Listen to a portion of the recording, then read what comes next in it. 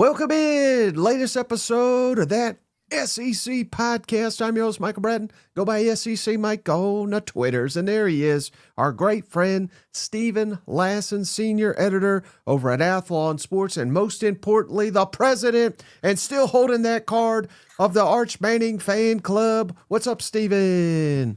Hey, Mike, I am recovering from a fantastic weekend of SEC ball. I cannot wait for the slate that we've got on tap this Saturday. Man, from coaching changes to the play on the field to everything else, what a wonderful time of the year for college football, isn't it? Oh, man. Yeah, it's never been wild, Stephen, and this wild, I should say, with so many games. I mean, this weekend is absolutely loaded, and we've been told for months on end, Stephen, there's nobody to go around. We can't pay the players. Oh, but we can write $50 million checks. I have a feeling, the over-under, people are sitting at two SEC, 2.5 coaches in the SEC fired. I think we may double that this season. So a heck of a lot to dive into. We're going to do recaps. We're going to do panic meter, playoff and bowl projections, James Franklin talk, and some Week 8 previews, all that to come. But before we get into all that, Stephen, got to remind the cousins, as always, we are brought to you by MyBookie, the online sportsbook. Go check them out. The website is mybookie.ag and put in that promo code SEC. It's right there on the screen. And what that does for you, if you go over to MyBookie and sign up for a new account, they're doing what's called the buyback guarantee. So it's up to $500 of a buyback if you use that promo code SEC over at MyBookie. And what that means is you wager on a game. Let's say you put $100 in your account and you lose. You bet on Oklahoma like an idiot, like me last weekend. MyBookie's going to give you that $100 right back, even though you lost, like Brent Venables always does at Red River. So go check them out. And then don't forget our friends over at Tennessee Legend Distillery. Stephen, is the only thing getting me through my gosh awful picks from the weekend is some Tennessee Legend whiskey. Some good stuff. Go check them out. Really appreciate all the support from Tennessee Legend this football season. But, man, Stephen, where would you like to start on this one? Are you going to dance on John Natier's grave over here or what? I was a little confused. You said panic meter. We got some Week 7 talk. We got Week 8. Where's that Arch Manning segment? I heard he was a flop. Where's that at? I thought we were going to lead the show with it. Yeah, no, it's Arch Manning. He's the king of football. He's going to win 20 Heismans. Stephen was right. He's going to be #1 overall pick. Man, yep. Just dunk on us, Stephen. Just dunk on us all.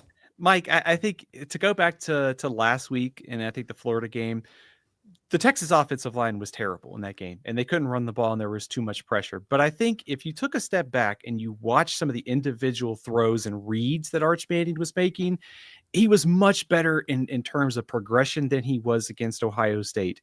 Now, there still are things that he certainly needs to work on timing-wise. Like, I think he could be sped up a few half seconds. But at the same time, I think you're seeing the right growth, and especially on Saturday. I thought we saw from Texas offense some good stuff out of Trey Wisner on the ground. The offensive line also played really well, all things considered, against a very good defensive front. So you add in a better offensive line performance. Trey Wisner saw some of the short stuff that Arch was struggling with early in the year. He hit on those throws, and which set up some of those things we saw later in the half, the touchdown throw in the end zone. So I like a lot of progression stuff that I saw from Arch Manning. But Mike, in terms of the game, I thought early on, Oklahoma was kind of in control of this game. It felt like, hey, right before halftime, Oklahoma's got this. Natier's back. He gave him a spark. Texas wasn't doing a whole lot, it seemed like, offensively.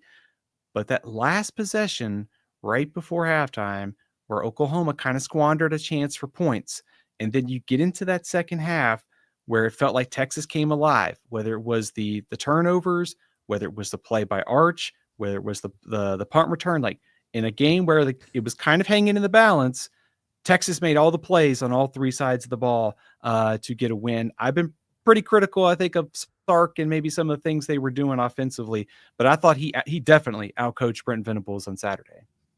Hey, shout out, Stephen. Brandon Rodarte. If Texas wins out, which I think is on the table, certainly we're sitting here at 4-2. Here's the remaining schedule for all the listeners. If you're listening back, at Kentucky this weekend, we're going to talk about that game on this episode. At Mississippi State, Vanderbilt at home. Then you get a bye week, 2 weeks to prepare for at Georgia. That's going to be the critical one. Arkansas at home, A&M at home. Hell, maybe A&M's the most critical game. But the question is to you, Stephen, from Brandon. Cousin Brandon, we appreciate you. If Texas wins out, do they make the college football playoff? Brandon, that is a great question. And I would say yes. If they win out, I think Texas will be in the playoff because number one, first loss of the season to Ohio State, probably going to continue to age well because Ohio State is number one. I don't see anybody beating Ohio State at this point until we get to the Big Ten championship game. So you're looking at a 12-11, I guess, maybe if they lose to Michigan again.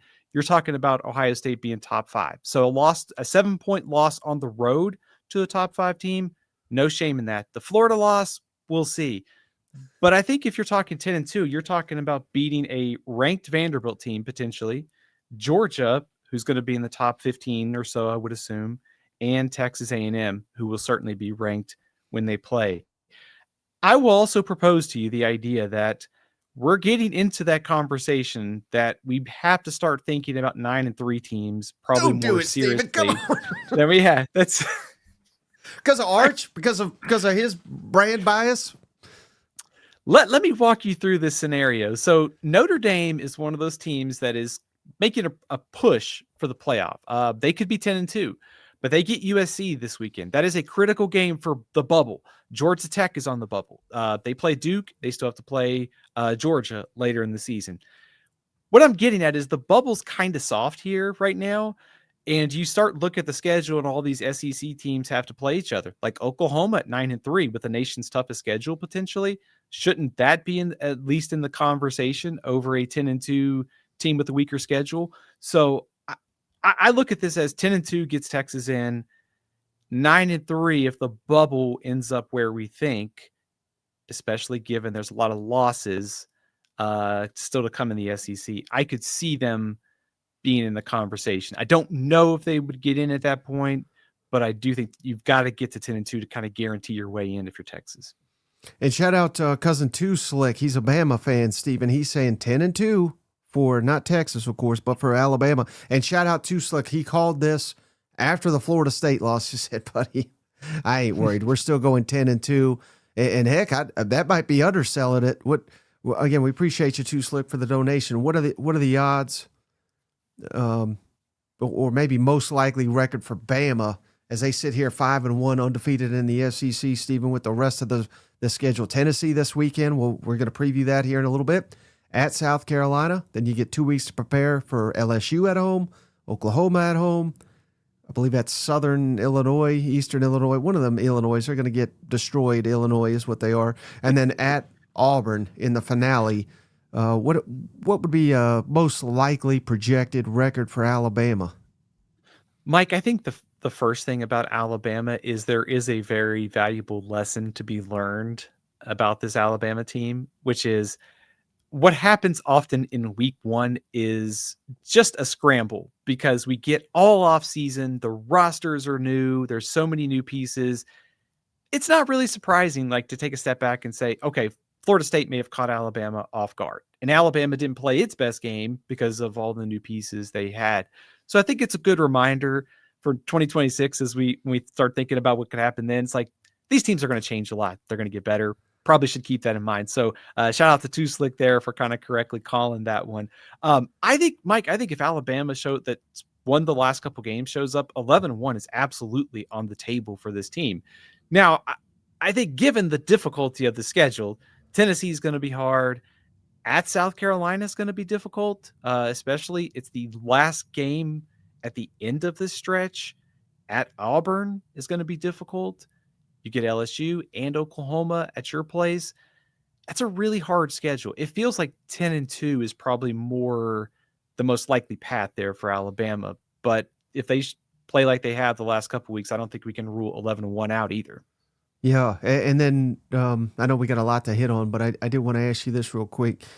Any surprise? I don't know how if you have seen these, but a lot of the analytics and all that, a lot of them favor now Alabama to be the SEC champion over Ole Miss, who has been the projected favorite for a good while.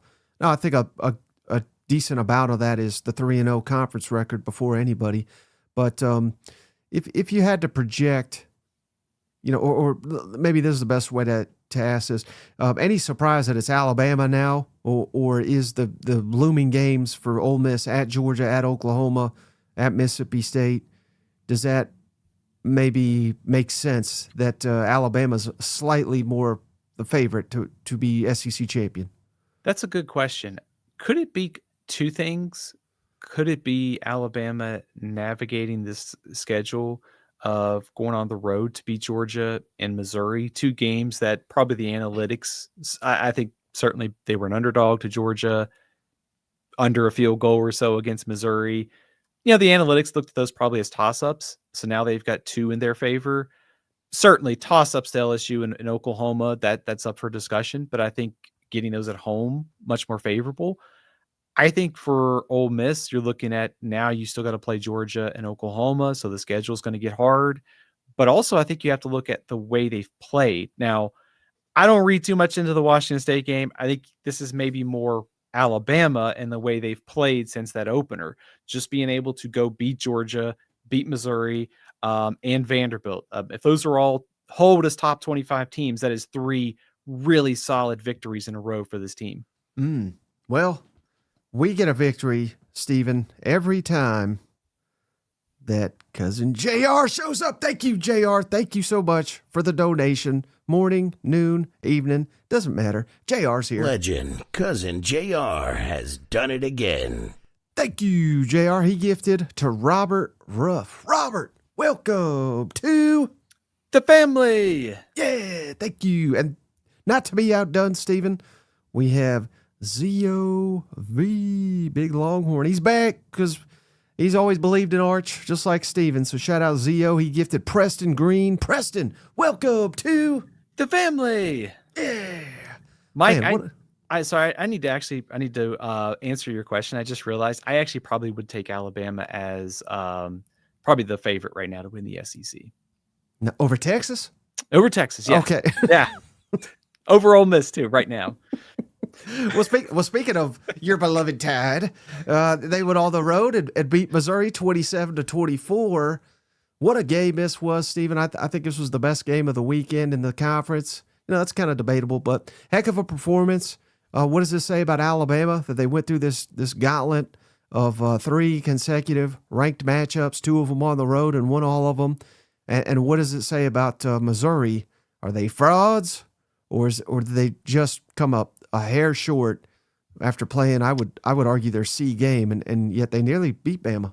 Yeah, I don't think Missouri is a fraud at all. I think they just came up a little bit short, and I think there's certainly some things we could take away from that game that they got to do better on. But Mike, I think the story of the game was, it was a game, I know, in the second half that had a ton of drama for me. Like, I was sitting on the edge of my seat a couple times, and I think the answer in sort of the simplest way to sum this game up was that every time the game was on the line, Alabama came through in the clutch. They made play after play. Ty Simpson on 4th down, that throw that he made to the sidelines was unbelievable. They score the touchdown. They get the late interception to seal the victory. Every time this game was hanging in the balance, Missouri felt like they had a chance to get back in it. Alabama found a way to close the door and seal a road victory. There were things in that game that, the first drive of the game was great for Missouri. That throw that Pabula made to Norfleet, touchdown, thought, oh man, here we go. Missouri's going to do it. And then Alabama just kept punching back and eventually made the clutch plays to win. So that's kind of the takeaway for me is Alabama just delivering in the clutch. And I think for Missouri, coming up short probably on that national respect argument that they wanted to have. They had Alabama at their place, a chance to get that. So they came up short. Now the question and kind of the path forward is going to be, don't let Alabama beat you twice this week and completely take you out of playoff contention, because there's still a lot to play for this team. How surprised are you, Stephen, that 2 weeks in a row for Alabama, Vanderbilt, again, Diego Pavia, got a lot of respect for him. I think he's playing like one of the better quarterbacks in the Southeastern Conference this year. But I think it's safe to say Vanderbilt's bread and butter is the running game. With they like to play action and take shots, after they kind of sucker you in a little bit. And then Missouri, not exactly the same, but Heisman Hardy is all we heard. And again, nothing. I shouldn't say nothing, but he didn't get exposed by any means. But heck, I believe he only got 12 carries in his football game. The question I'm trying to, in my rambling, get to, Stephen, is how surprised are you that 2 weeks in a row, Alabama's opponent seemingly went away from what they want to do, and is that more? Maybe we just credit Bama's defense for forcing other players to try to beat them, but Vanderbilt's running game was working. Missouri, their offense was working there, at least initially. Level of surprise that Missouri and Vanderbilt kind of went against what they want to do to try to beat Alabama. Yeah, it's a good question. And I wonder to some extent if Alabama hasn't forced the issue because of their time of possession the last couple of weeks. I mean, we talked about like stylistically, when you play Vanderbilt, you kind of know what you're getting into in terms of limited possessions and try to squeeze the game down. So that way it's not like a 45-40 kind of game. Alabama had the ball for 38 minutes on Saturday. So they were kind of almost like trying to play keep away from having to play the game that Missouri wanted to. I was a little surprised that Hardy was not as involved. I thought that would be like the game plan is like if you're at Missouri, make Alabama prove they can stop you downhill.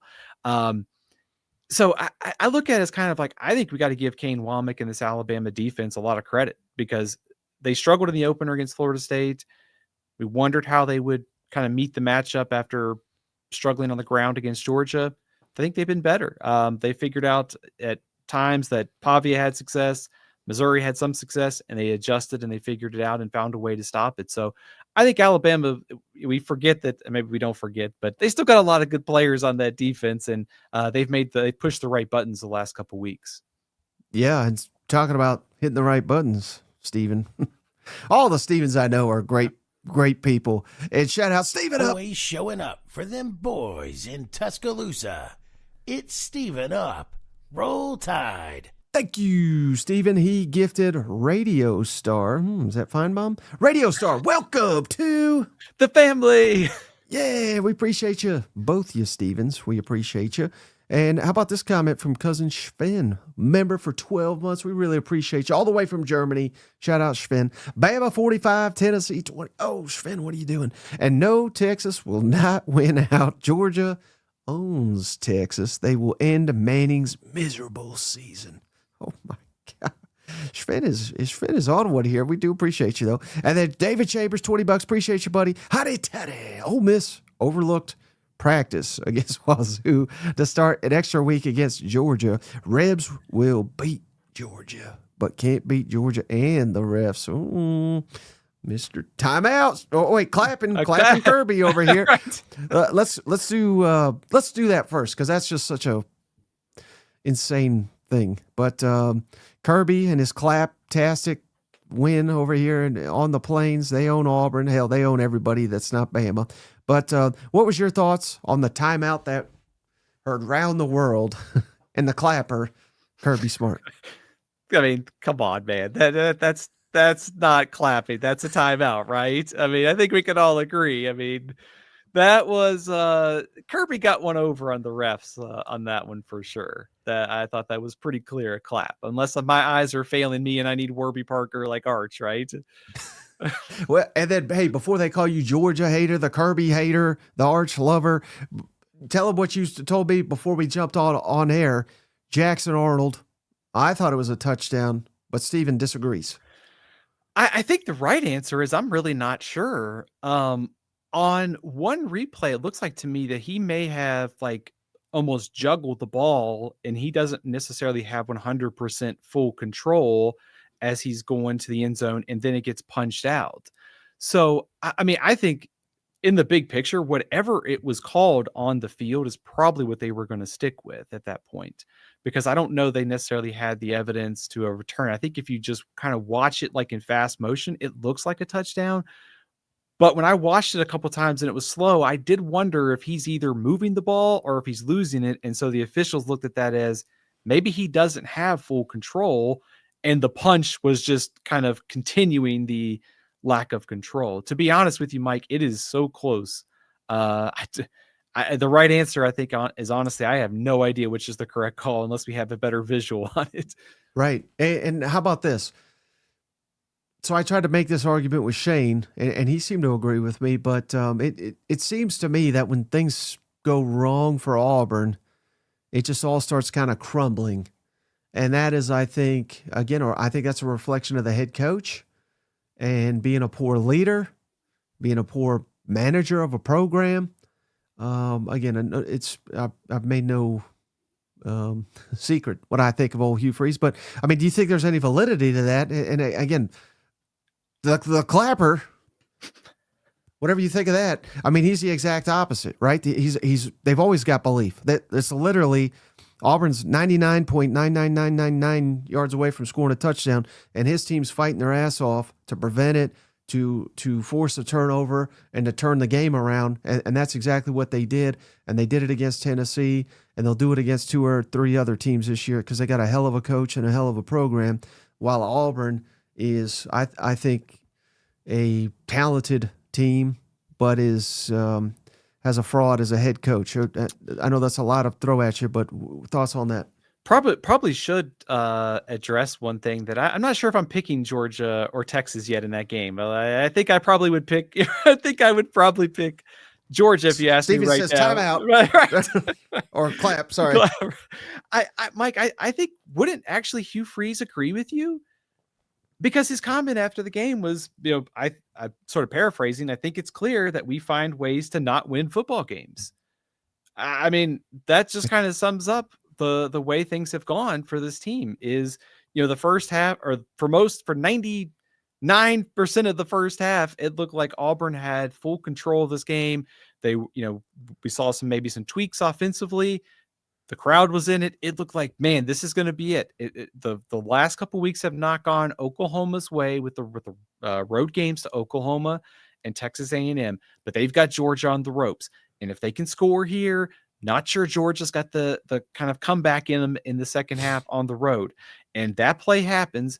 And then after that, it felt like the complete collapse happened for Auburn. I mean, I know that play, if you're an Auburn fan, and the way the play was officiated against Oklahoma, it's terrible. Officiating has got to be better across the league this year and going forward.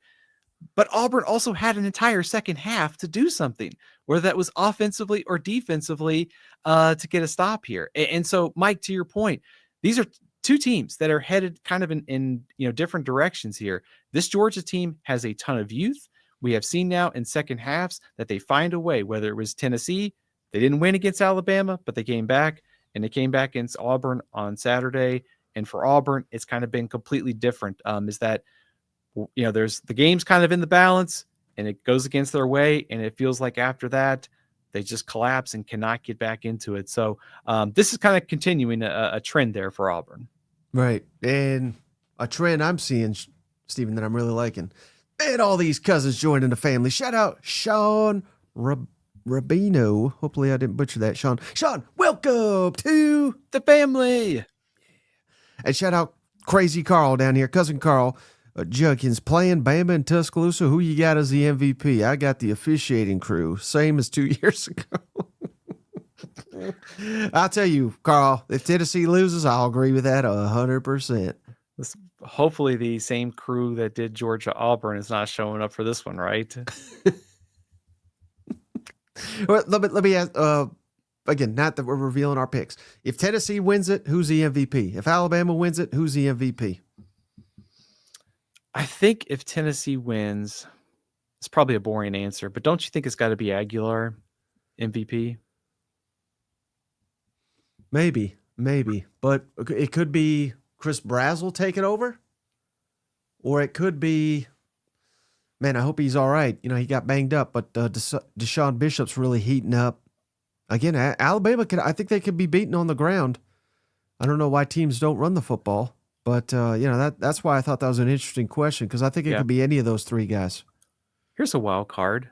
What about Colton Hood? He's playing insanely well for Tennessee. You think about, the way that I think one of the underrated stories about Ty Simpson has been his kind of pocket navigation, handling pressure. I didn't think he handled it well against Florida State. I think he's been better since then. But we saw Tennessee on Saturday got after Arkansas, and if for all the problems that Tennessee has on defense, they're still getting after the quarterback with the pressure and the sack totals they've had. So maybe if Tennessee can get some pressure, Colton Hood picks off a pass, like you're talking about, a turnover could be the difference in the game. Like he could be a wild card.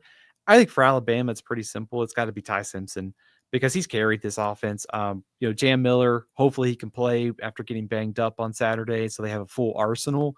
But to me, this is like, it's Ty Simpson's team. And if he can keep playing like he has, Alabama's going to win this game.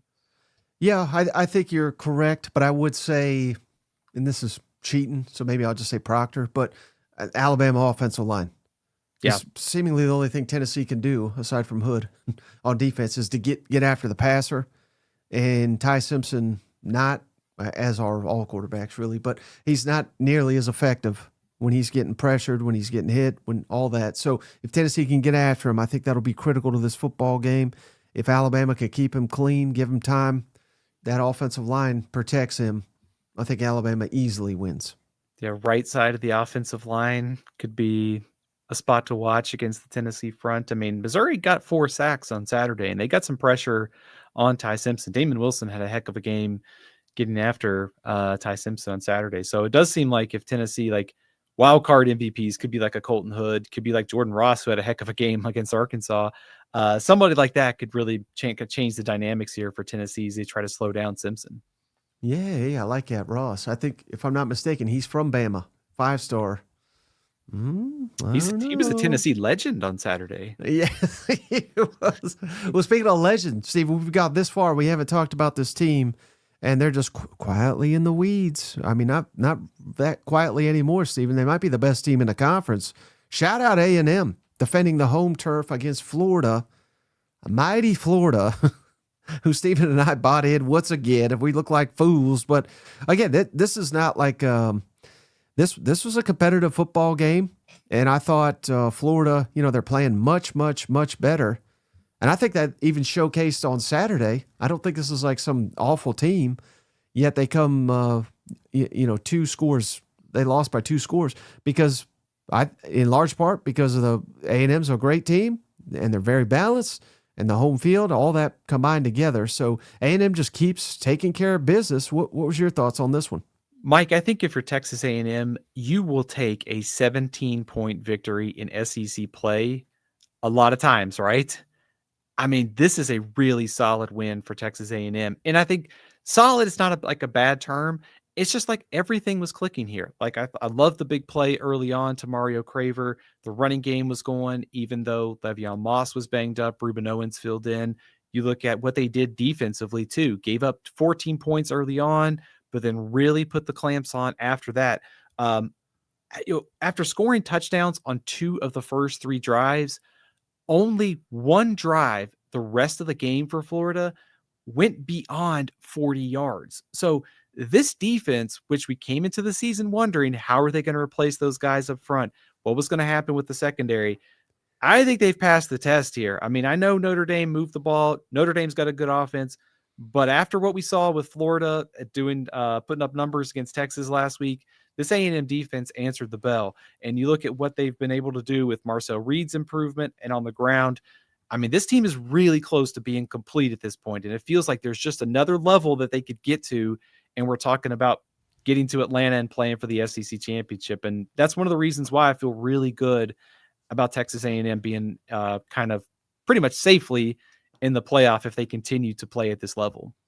All right. Hey, shout out Aggieland 79. We appreciate the donation, brother. Despite what Cousin Mike says, A&M stays healthy to take care of business on the road. Well, healthy, I don't know. Le'Veon Moss, breaking news here today. He's out an extended period of time, not a season-ending injury, but one of the more dynamic running backs in the country. That's a blow, although they're very deep at that position.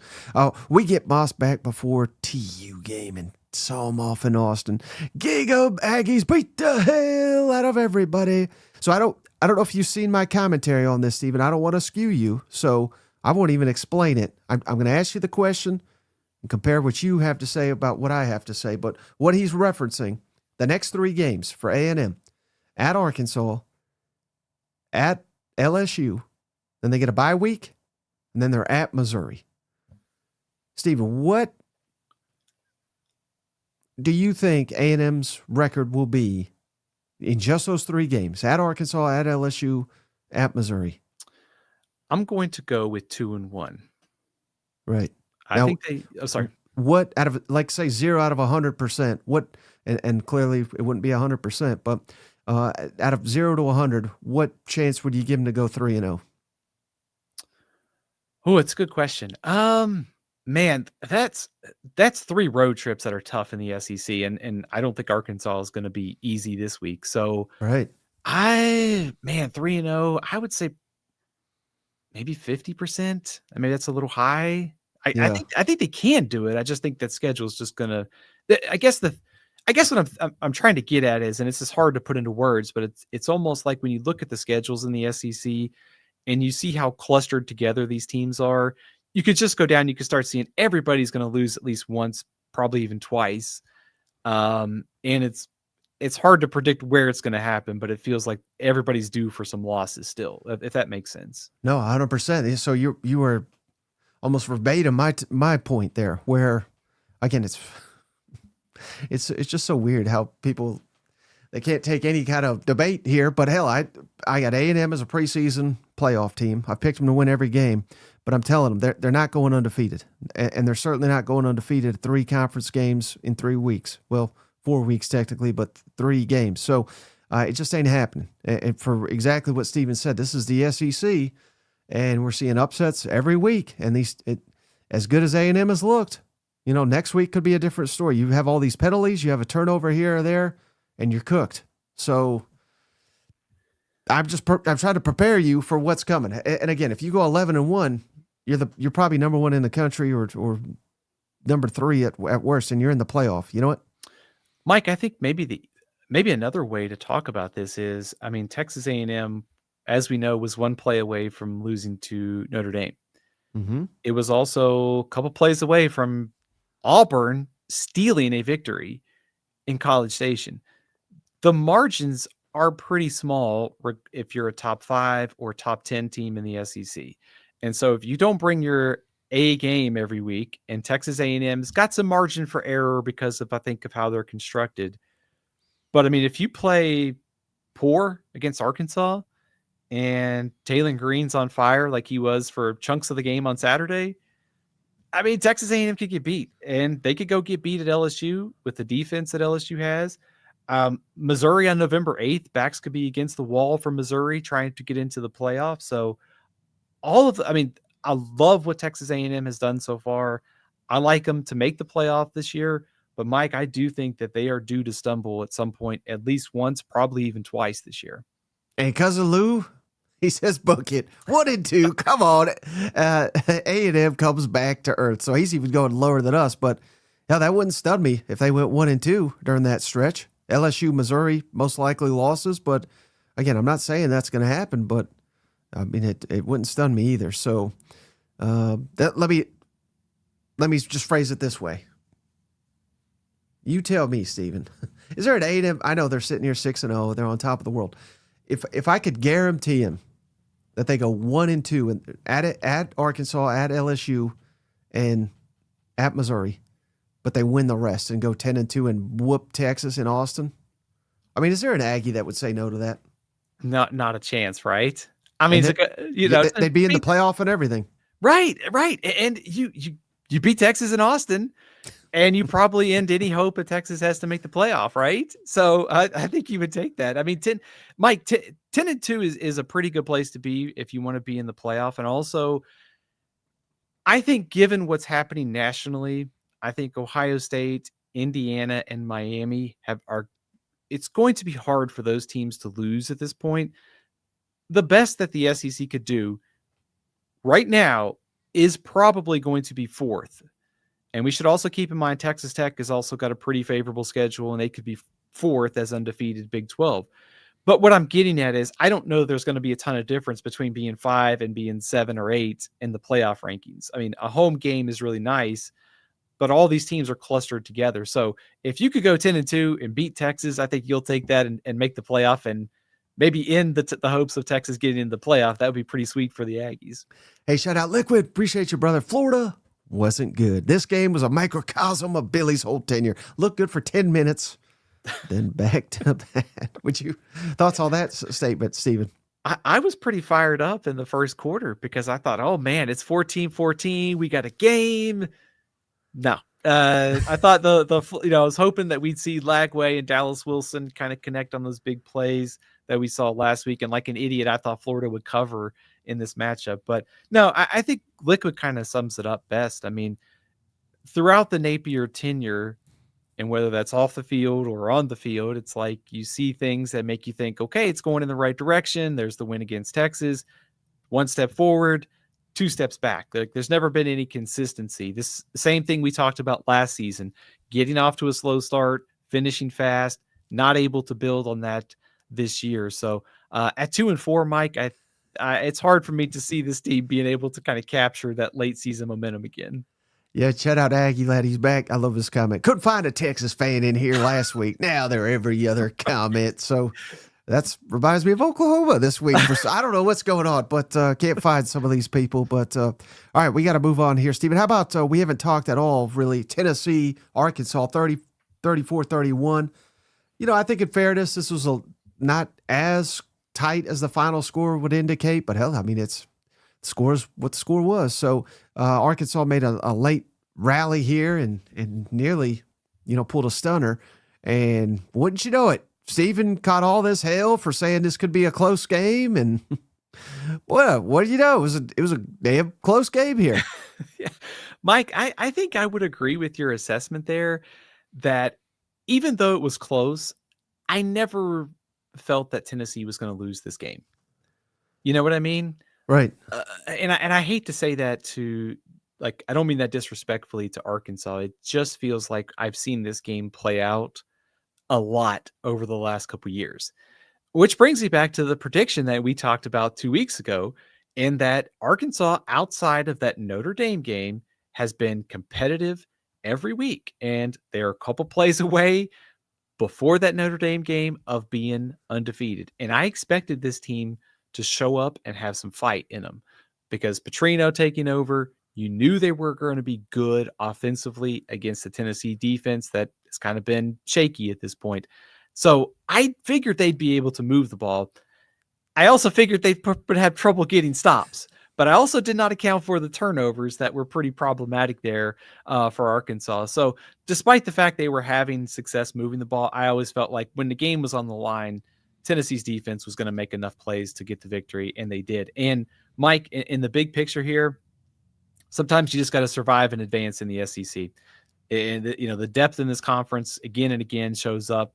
It shows up here with Arkansas. They might be 5-7, 6-6 at the end of the year, but they've got the firepower to go give Tennessee a game. And so for Tennessee to maybe not play its best game and get a win, it's kind of like survive in advance and take another step forward in that march to get to the playoff, and a win is all that matters. Right. And hey, this is something I don't believe we've discussed on this show, Stephen, but they've recently changed the transfer portal rules. So I'm trying to bring that up as often as possible to let the cousins know all about it. But if I have this correct, the rules were not in place when Sam Pittman got fired, but now they are. And for those that are unfamiliar, the rule is now, or it used to be, when there's a head coach firing, the portal opens up immediately for 30 days. And it's my understanding that's no longer the case. Now it's, let's say Billy Napier gets fired today, which he's not getting fired today.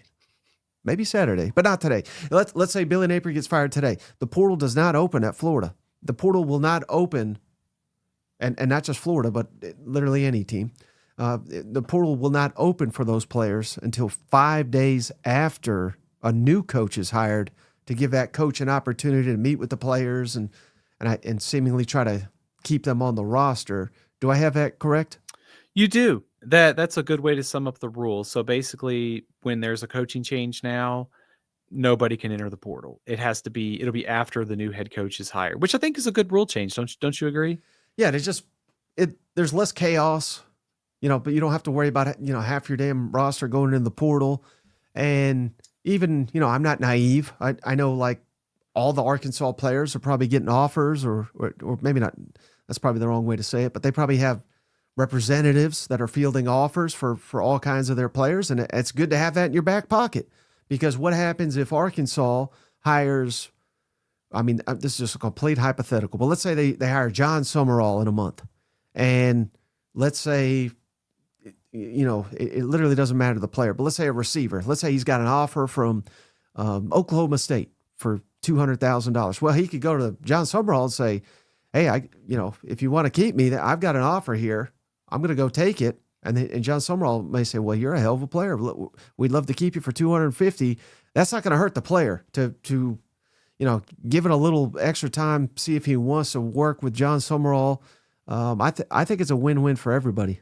I do too. And I think there could be an incentive. It could help, I think, incentivize like a performance under an interim coach potentially, because you're number one, you're trying to sell like your value if you are wanting to transfer, showcase talent, but also, like you said, wanting to showcase talent to stay at home at that current spot next season.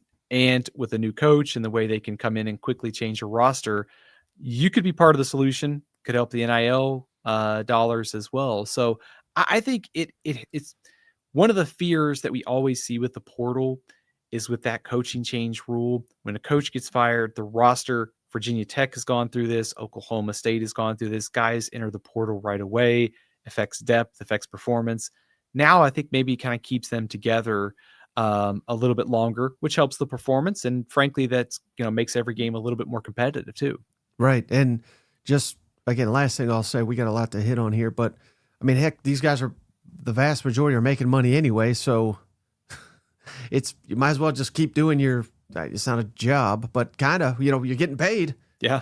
Do what you play it out. You're getting paid. I don't really see a downside. Just like I don't see a downside with Just Jared giving us $10. We appreciate you, buddy. So let's talk LSU.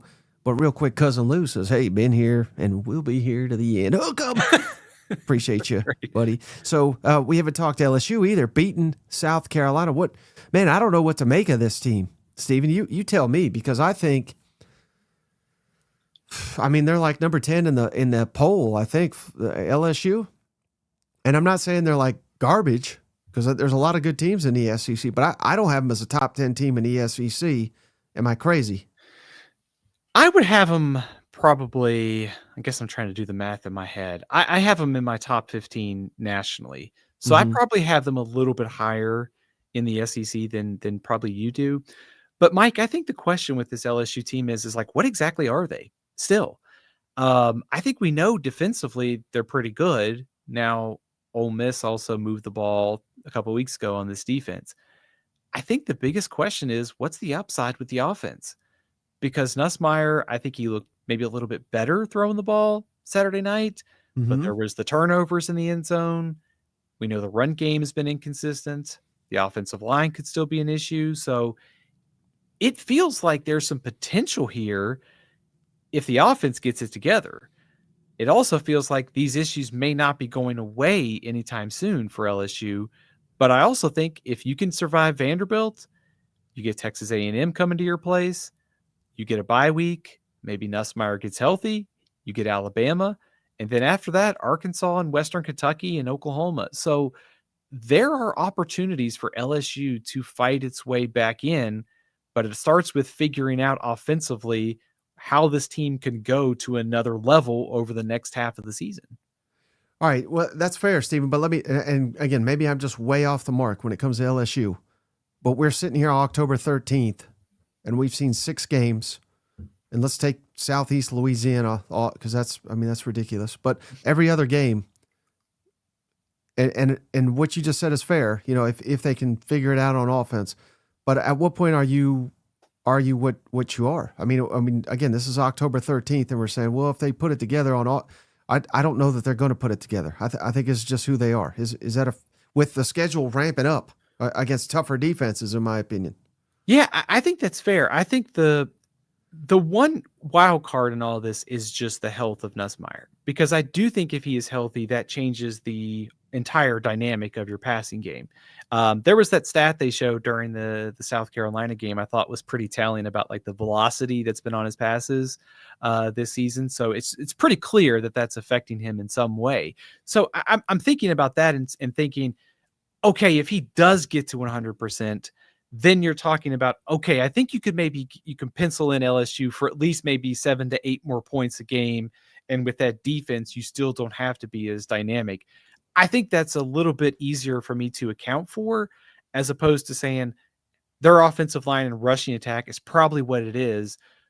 But if Nussmeier's healthy, and he can probably get healthier, I think that's something you could kind of build around the rest of the season, or at least account that there's probably room to improve. Is that fair?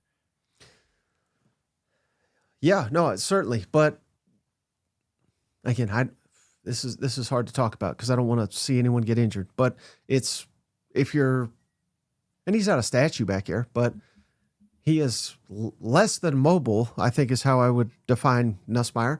And if they can't block for him, how's he going to get healthy? You know what I'm saying? Like if they had Taylon Green, which hell, I think everybody at this point is like, oh, we'll take him. If they had Taylon, does that make sense? Where like I think it's a little bit different story to where we could kind of work around it, as opposed to Nussmeier, who we're probably going to ask him to drop back 30 to 35 times a game against marquee opponents because we can't run the football. I mean, 30 might be conservative. Sit in the pocket 30 times and have our star quarterback pick you apart. But oh, by the way, we can't protect. I mean, it's like the chicken or the egg. What comes first here? Yeah, does a healthy Nussmeier change the entire passing game, which makes defenses defend them different, which helps the rushing attack a little bit? That would maybe be the most optimistic scenario, perhaps, for LSU. Let me agree with you on one thing. They have, if you look at their games against power conference opponents this year, they have not scored more than 20 points in a game. Louisiana Tech 23. They probably should have scored more against Louisiana Tech, considering they put up 56 against Southeastern Louisiana. So I don't know if there's a significant jump coming offensively. It feels like they could maybe just be a little bit better if Nussmeier is healthy, and to go with a defense that, if it's holding teams to 15, 16, 17 points a game, you got a shot. They are probably one of the teams that this weekend and the game against A&M is probably two of the most anticipated games that I have coming up, because I just want to see what this team looks like, because it's a big piece to figuring out that playoff picture in the SEC is what exactly is LSU. Right. All right. Final recap here. I don't know how much time you want to spend on this travesty here, but Ole Miss beats Washington State. Now, in fairness to Kiffin, number 1 in the SEC versus number 1 in the Pac-12. He called it. What did he call it? The cross-country travesty is what it was, but he used a different word. But thoughts on this one, Stephen? Ole Miss, I mean, how much time, I guess, did they must have spent all week on Georgia. They didn't wake up for this game. And Kiffin come out here blaming the fans for his sorry-ass team's performance. And again, I mean, Lane whiffing to the my God, I kind of wish, not really, but it would have been funny if they lost it, because no one would ever debate me again on Lane whiffing, giving him that name. But they did pull it out. That's all that really matters at the end of the day. But is this at all a sign of concern here? I'm not concerned, Mike. Let's kind of look through a couple things. First of all, the fact that the game was early, the fact that Georgia's coming up, not totally surprised that they just went through the motions to beat Washington State. They probably looked at Washington State and saw how much they struggled in the first couple weeks of the season and said, we could probably play our seed game and win. I do think one thing that probably hurt Ole Miss a lot was the first couple of drives. Like, had they just scored, and I think had they been ahead like 10-0, 14-0, I think they probably cruised to like a 31-14 victory. And we go, yeah, they spent too much time on Georgia. But this was a little bit too close for comfort. So I think a lot of this was about Georgia looking ahead, sleepy start. But still, to your point, had they lost this game, you're talking about a catastrophic loss in the playoff picture. Yeah, I mean, it's just a cardinal sin, right, of a game of this magnitude when you're a 33.5-point favorite, I think it was, but just letting the visiting team hang around. That's simply you cannot do, because you just, if you score quick and easy, then it's pretty much ball game. Yeah, I think those early on, had they scored, kind of got the crowd into it, not kind of I don't think the crowd showed up. True. I think maybe at 14-0, it could have been a little bit more lively, perhaps. But I think that uneasiness kind of sets in, and almost like Kentucky last year, like, this game is close, getting a little nervous, uneasy sets in, the underdog's hanging around. It's like the worst possible thing is this Washington State team played well, given the environment and the matchups, but this Washington State team should not have been hanging around. This game should not have been close based upon point spread, based upon what we saw earlier in the season with the advantages that Ole Miss had. So I guess maybe the good news is they played a D- performance and still found a way to win. And basically no one's talking about it because of everything else that happened in the SEC and because they get Georgia this week. And we could forget entirely about this performance if they beat Georgia this weekend. Right, but it also is just, it's always, isn't it interesting, Stephen, how Florida job's not open, but it will be soon. Penn State job's open, and then Kiffin's calling out the fans as a top 5. You know what I mean? It's like, where you don't have to call out, you don't have to ask the fans to show up at Florida. You don't have to ask the fans to show up at Penn State. It's just funny how it always hits at the same time. Like you can set your damn clock to it. Whenever there's a coach fired, Kiffin gets mentioned. He calls out the fans. Again, maybe I'm reading way too much into this, but it's interesting, isn't it? Sounds like you're suggesting Kiffin may have spent some time in the off week in Gainesville. Is that perhaps what I'm thinking? And I love classic copism from an SEC fan. Lane Kiffin just keeps on winning. As a 33-point favorite by 3 points, what are we doing here? That'd be like that's like Billy Napier. Their fans being like, "We whoop Long Island's ass. You can't deny old Billy." Like Sunbelt Billy. Yeah. All right, let's get into the panic meter, Stephen. Who is number 1 on your panic meter right now? Mike, I think we have to start with the team that worries me the most right now, and that is Auburn. And I am setting the panic meter. You can call me crazy. I am setting it at 10. Because, Mike, this feels like a tipping point. 3 consecutive losses. Missouri, depending on where you look, either a point favorite, point underdog, road trip to Arkansas, they could easily be 3-5. And then they still have to play Vanderbilt. They still have to play Alabama. Defense, not the problem for Auburn. Again, it's the offense. And I thought coming out of the bye week, we would see something a little bit better. To some extent, I guess we did in the first half. But after that, it was all Georgia. So I don't know that I saw enough in that game to make me feel better about where this is headed. Because at 3-3 in the rest of the schedule, I'm starting to worry about Auburn making a bowl game. Is that fair? Oh, yeah. Well, I think they'll make a bowl game, but shout out Emily, cousin Emily. We're no longer panicked, Stephen. We're resigned to a new coach already, but True. Again, 6-6, they should get there, but man, Damari Alston, captain, off the team, didn't want to play for Hugh anymore. I guess that's the story. But again, this is not great, not great. Now maybe the refs are just out to get him. I don't know.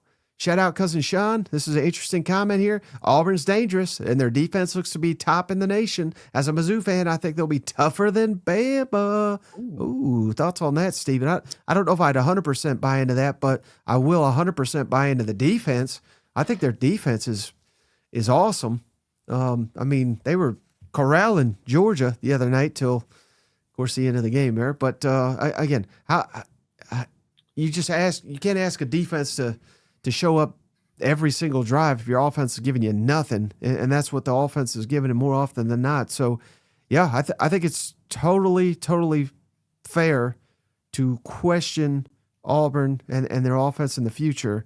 Hell, I've been doing it for 3 years here. Yeah, I mean, Hugh Freeze is supposed to be an offensive mastermind, and it's not like they got poor pieces in place, right? I mean, it's like year 3, it's your guys, it's your fault at some point that the offense isn't working out. I mean, I hope that's not like too much of a hot take here, Mike, but I mean, that's a great question about Missouri and Auburn, because I do think it is a dangerous game for Missouri. Backs against the wall for Auburn, after the loss to Georgia, you wonder how they're going to respond. But also Missouri going on the road to Auburn. Missouri's playing on the road for the first time this year. You mentioned the defensive line for Auburn. Keldrick Falk and those guys. I mean, they can get after Bo Prabula. They can contain Ahmad Hardy just as well as Alabama did on Saturday. So this is a tough matchup, I think, for Missouri. It's not surprising to me that this spread is under a field goal and kind of shifting back and forth. This one is definitely one of the bigger toss-ups of the weekend, I think. Yeah. Yes, indeed. All right. Panic meter for anybody else, Steven. Mike, how about let's go to the Red River rivalry and let's go to the Oklahoma offense. Boomer. I think with the stakes getting higher, with the schedule getting harder, I'm a little worried here. Now, I love the fact that John Napier came back and played. It was great to see him out there. Didn't love the interceptions, obviously. That was a key part of the game. But what I'm worried about is the same thing that we talked about when we saw Oklahoma beat Michigan and Auburn, is that there's too much on the quarterback.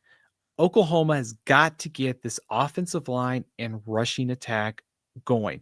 Napier is going to play better than he did on Saturday, 100% certain of that.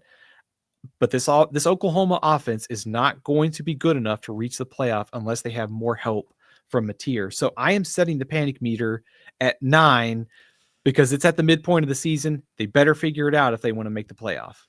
Right. And where now this is like the $1 million. It's so funny, Steven, how we were so enamored with John Napier and will he play Dr. Shin for husband? And then he played it like, God, he probably shouldn't even play. You know what I mean? Like now we just shift it to, that thing we were obsessed with. Hell, we should have been asking if he even deserves to be out there. I don't think he's a bad player. Hell, I think he was the Heisman front runner before he went down to injury. So I still think here's the problem, Steve. Now, in my rambling here, I think he is the offense essentially.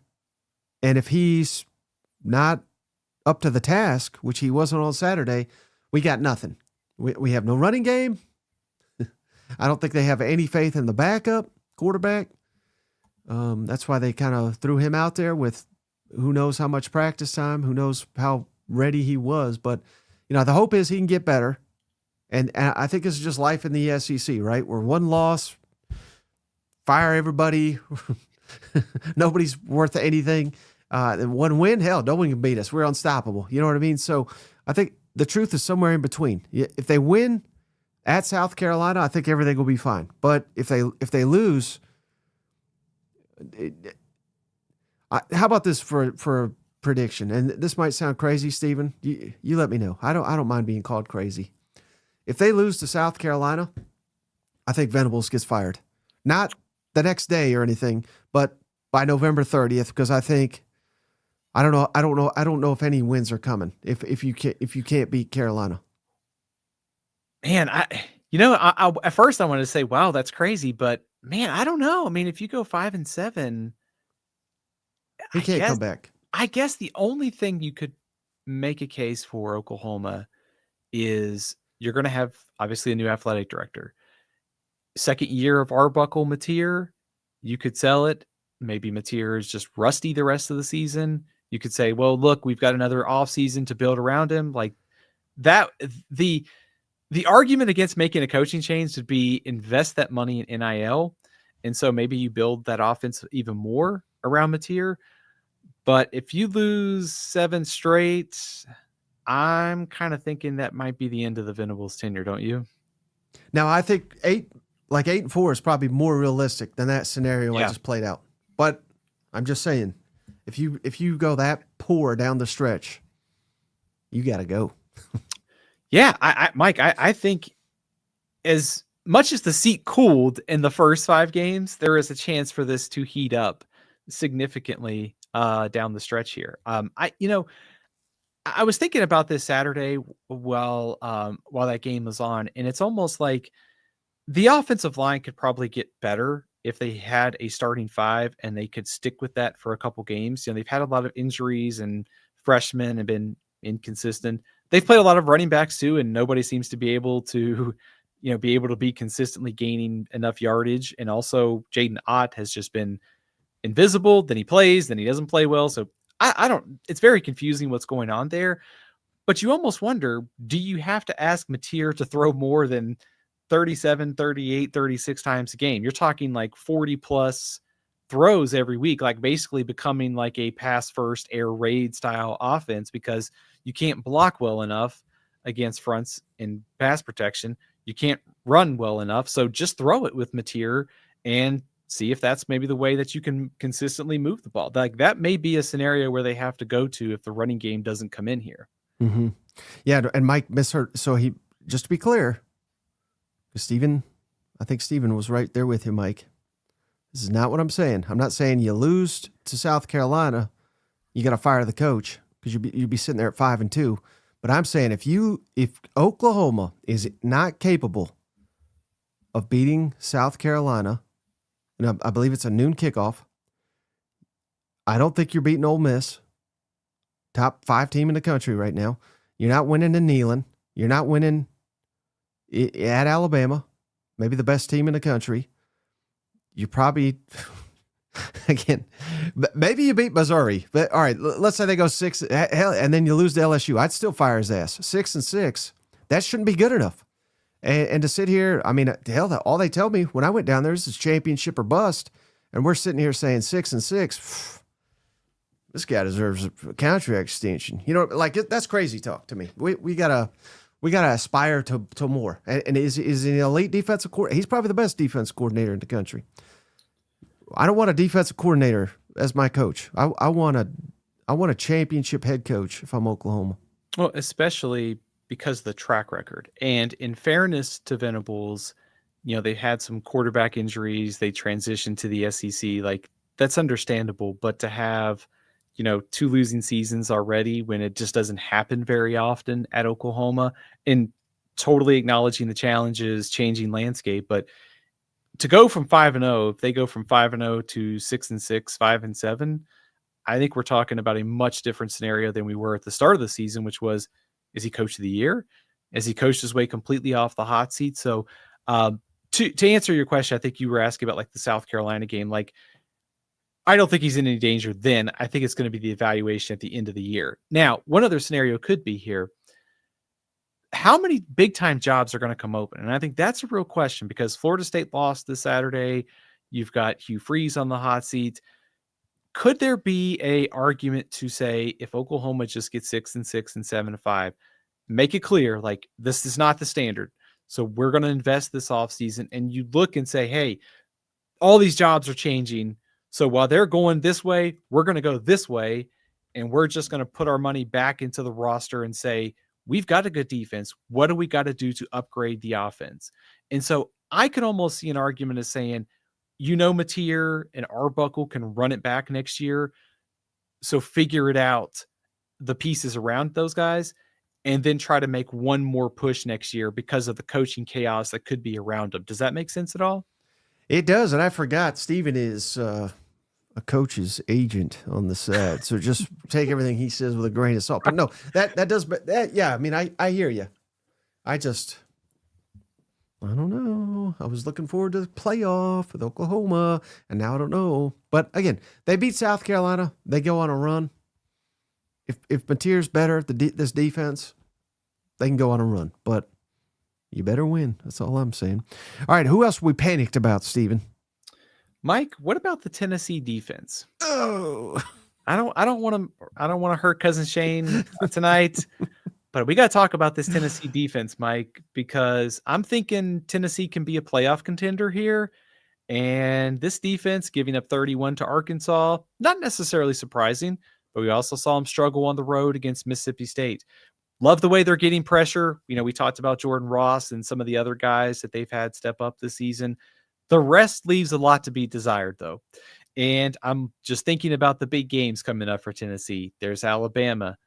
We just talked about Oklahoma. I would assume John Napier is probably playing at a different level by November 1st, and still DJ Lagway and Diego Pavia. So this defense is going to have to get a lot better for Tennessee to make the college football playoff. So I know they've got some injuries. Maybe they get some guys back. So I'm panicked, but not all the way. I'm setting it at 8. Am I crazy?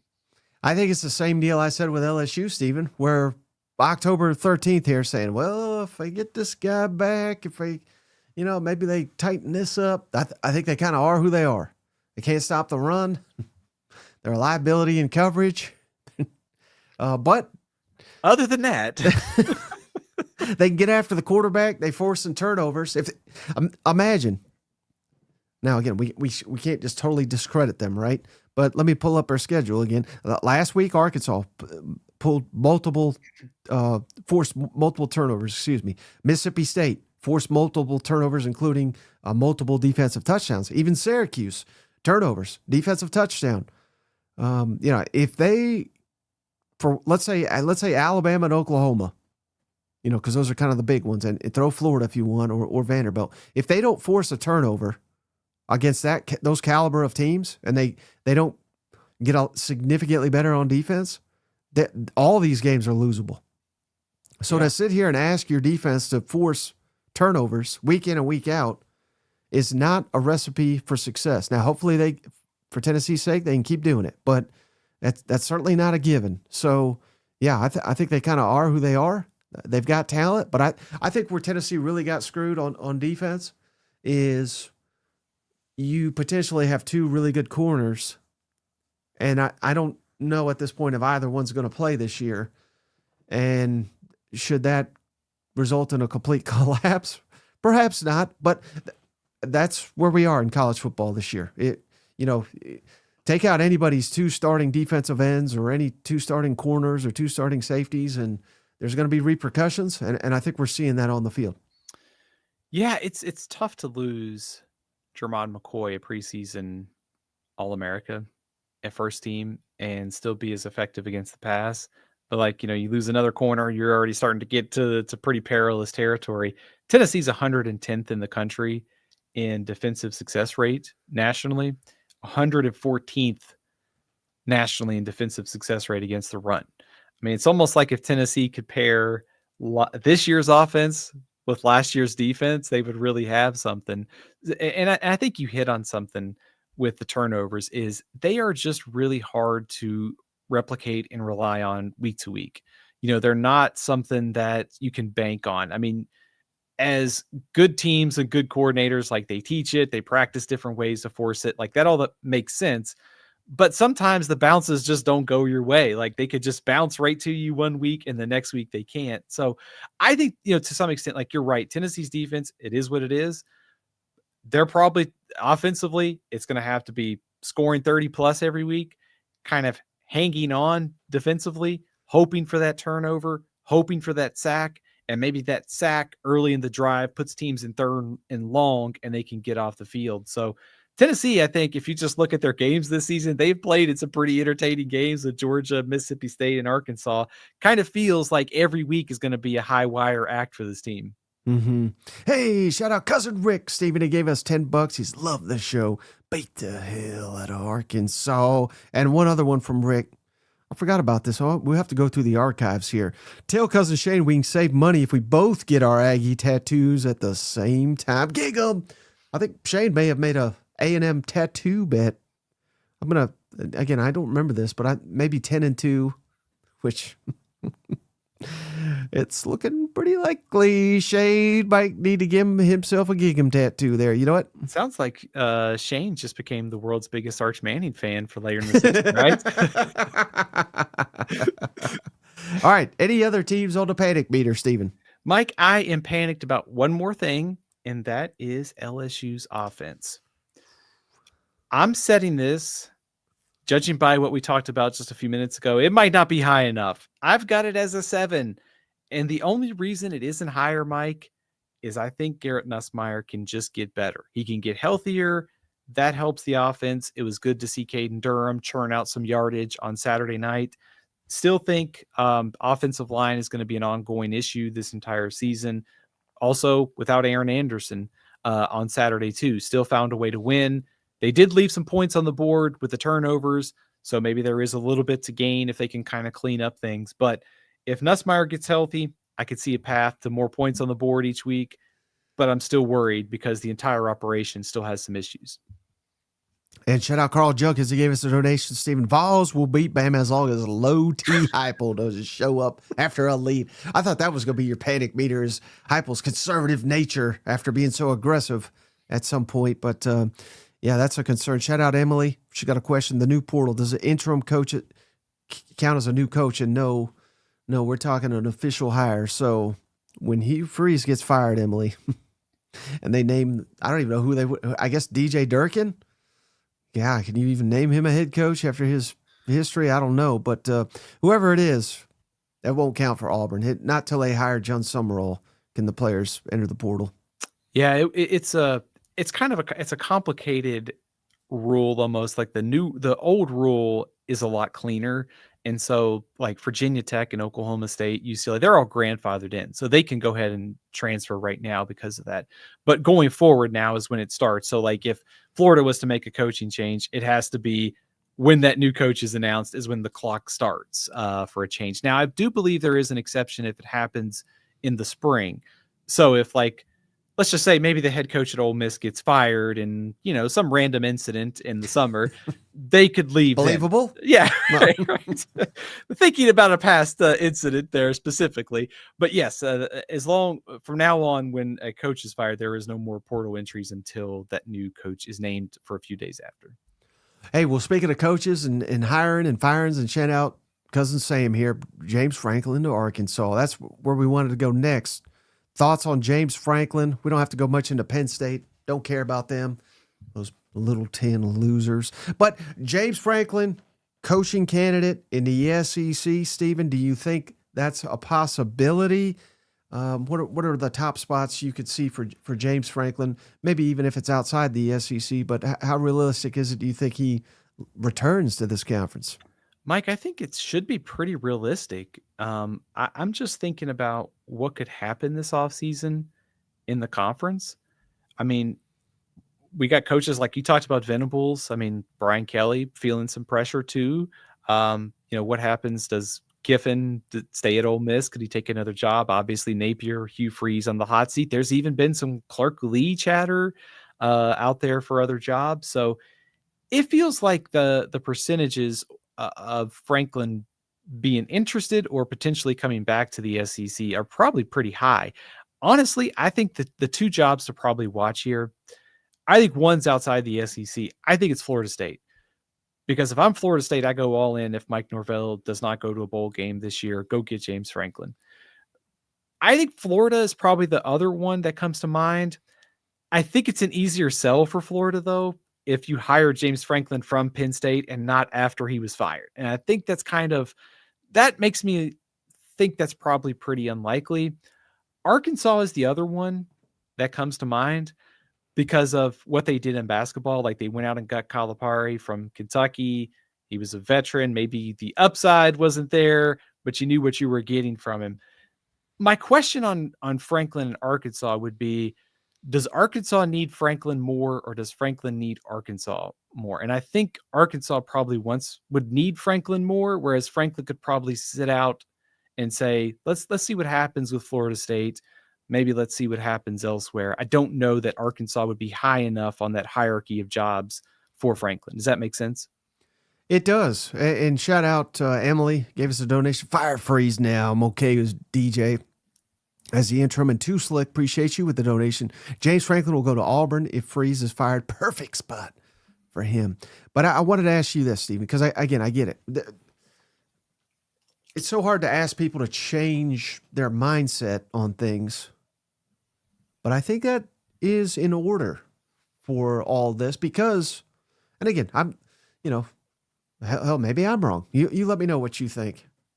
I'm never wrong, by the way. But, in the old landscape, and hell, with these buyouts now, I think it's even more paramount. But I can't imagine James Franklin's going to come cheap. I'm not saying he deserves to be like the richest coach. Hell, they just fired his ass, right? So, and he's getting a healthy buyout. I believe it's just based on everything I've heard, it's mitigated by the next job. So, again, you don't necessarily have to pay James Franklin a fortune because Penn State is. But the point I'm trying to get to here, Stephen, again, we got to get out of, who's the hot candidate? Is it James Franklin? What if Florida wants him? What if Arkansas wants him? What if Auburn wants him? It's a bidding war. Do we do that? Or is it, I think it's, let me put it to you this way, Stephen. Would you rather have James Franklin at, I'm just completely making up numbers here, 7 years, $70 million, or would you rather have John Summerall for 7 years for $50 million? And there's a reason I'm asking you. I'm not saying Summerall's worth minus 20, whatever Franklin is, but if I had to present you with those two options, which one would you take? I would take the John Summerall option. Right. Well, see, you're a smart guy, Stephen, because, again, this is where we're going in college football.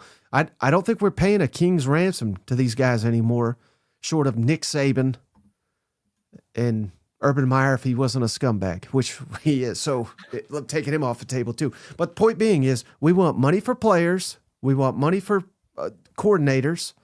And I think it's the emphasis on players. If we're paying a king's ransom to some coach, there's no guarantees. And I would much rather hire a quality coach. Maybe doesn't have the flash and the big name and he made the semifinal at Penn State. Let's give him whatever the hell he wants. No, give me a solid coach that's not going to command a king's ransom, and let's arm him with the best roster possible. That will win, as opposed to like who I think is really screwed. And I hate to keep bashing on them, but LSU with this fully guaranteed Brian Kelly, if they were being honest, you said, and they could rip up that contract, they would do it. I promise you that. So I don't think it's in anyone's best interest anymore to hand out these mega contracts to these coaches. Do you agree or disagree? I agree with you. It's talent acquisition business, and if you're all these teams, and I think Arkansas could be in this mode too, where do you maybe go a little cheaper on the head coach and invest more in the roster? It's going to be interesting because everybody's going to be pulling from the same candidate pool, like every opening, Alec Golish, John Summerall, even Eli Drinkowitz has been mentioned for various jobs. So there's not a ton of coaches that are going to be open or available to move at some of these jobs when they all come open. So I think number one is, Franklin is a big time hire for anybody who makes it. I mean, I know it didn't work out at Penn State, but I think he's still a very good coach, probably top 15 in the country. So if you're like a program like Arkansas, where he is getting a big buyout already, could he come cheaper?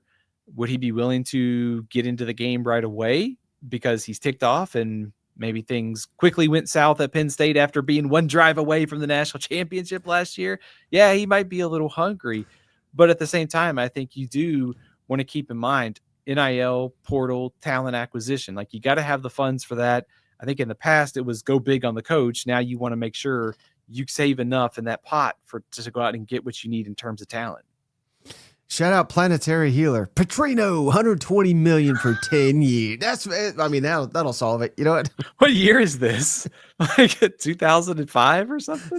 And we'll field a JV team. We don't have to pay the players. We got Bobby. You know what? Couldn't Petrino be a value option though for Arkansas? Like, let's just hypothetically here. We're going to have some fun. What if Petrino said to the bosses, he went to Hunter Yurachek and said, I'll take less, but make me your head coach. And I'm going to go out and hire a good defensive coordinator, not John Chavis, as Chad Morris said. I'll go out and hire a good defensive coordinator, and we'll put that rest into just money, into players. So give me all the funds you can. I'll take a pay cut. I don't need to be paid $10 million. I don't know if I'd do it. I mean, that on the face of it, because I just basically said that, there is a lot of logic in that. Now, there's a history and yada, yada, yada. And but yeah, I mean, there is some intelligence in that for sure. So I can't totally say I'd be against that. And hell, I would prefer that. But again, he's a unique creature, and literally nobody else in the country wants him as a head coach. So True. I would factor in all that. Like he doesn't have a lot of bargaining power anywhere other than Arkansas. So I mean, unless he says a ridiculously low figure, I would not do it. Yeah, I think the buyout discussion should be one of the easiest things because there's not a ton of leverage there, and I don't think anybody's rushing to hire Bobby Petrino as a head coach. I know that's probably, it may be a little bit too far-fetched unless Arkansas wins some of these games down the stretch. But I know, and I've seen it, that there are a lot of people out there who do want him as the head coach. And so if he could come on the cheap with the ability to acquire talent, I mean, it's not the worst case scenario, but I also think the history there might prevent it. And hey, Stephen, a little off topic here, but do you believe in the Easter Bunny and Santa Claus? I have a 1-year-old. I have to, right? Oh, okay. Well, yeah. Okay, so you're lying to us. But you know who does? David Chambers, appreciate you for $10. Y'all need to get off the Kiffin leaving Ole Miss bullshit. Haven't you seen the Kiffin documentary? I mean, that's fine. If you want to believe in the Easter Bunny and Santa Claus and the Tooth Fairy, by all means, I'm not going to try to stop you. But the guy was ready to go to Florida, and he was, I know this was, again, things change, but he was begging and pleading for Alabama to consider him when that job, and it wasn't that long ago. So, I have seen it, and I don't believe in the Easter Bunny. So, Mike, I think that I'm glad that he brought that up. Because it brings up something important as sort of like a public service announcement during coach change season. Just because head coach ABC is mentioned for any job, it does not mean they are actually going to leave, going to interview, and take the job. I think there is a big difference between being somebody who would actually make the jump and who should be a candidate. Because if Florida comes open tomorrow, Scott Strickland should be fired probably to begin with. But he should be immediately escorted out of the building if they do not call Eli Drinkowitz and Lane Kiffin. They ought to ask him to turn in his keys and leave. So that there is a level of due diligence that you have to do when it comes to like being a candidate. Like you have to find out, because you just don't know whether head coach ABC is willing to leave or if they're actually committed. How many coaches have said, well, I'm committed here, and they take the first job out of town that December? I mean, Mark Stoops was probably committed to Kentucky until Texas A&M come along, and he took the job for a couple hours, and all the memories we have together about that illustrious stint there. You're misinformed. Hey, all I tell you what I'm hearing, what I know. And just like the Gator fans who didn't want to believe any of the DJ Legway stuff, they come to find out there was nothing to Florida or Alabama. Lane has never been on Bama's list. It isn't a I know for a fact you're wrong, but that's okay, Alex. You can believe in the Easter Bunny and Santa Claus. It does not hurt my feelings.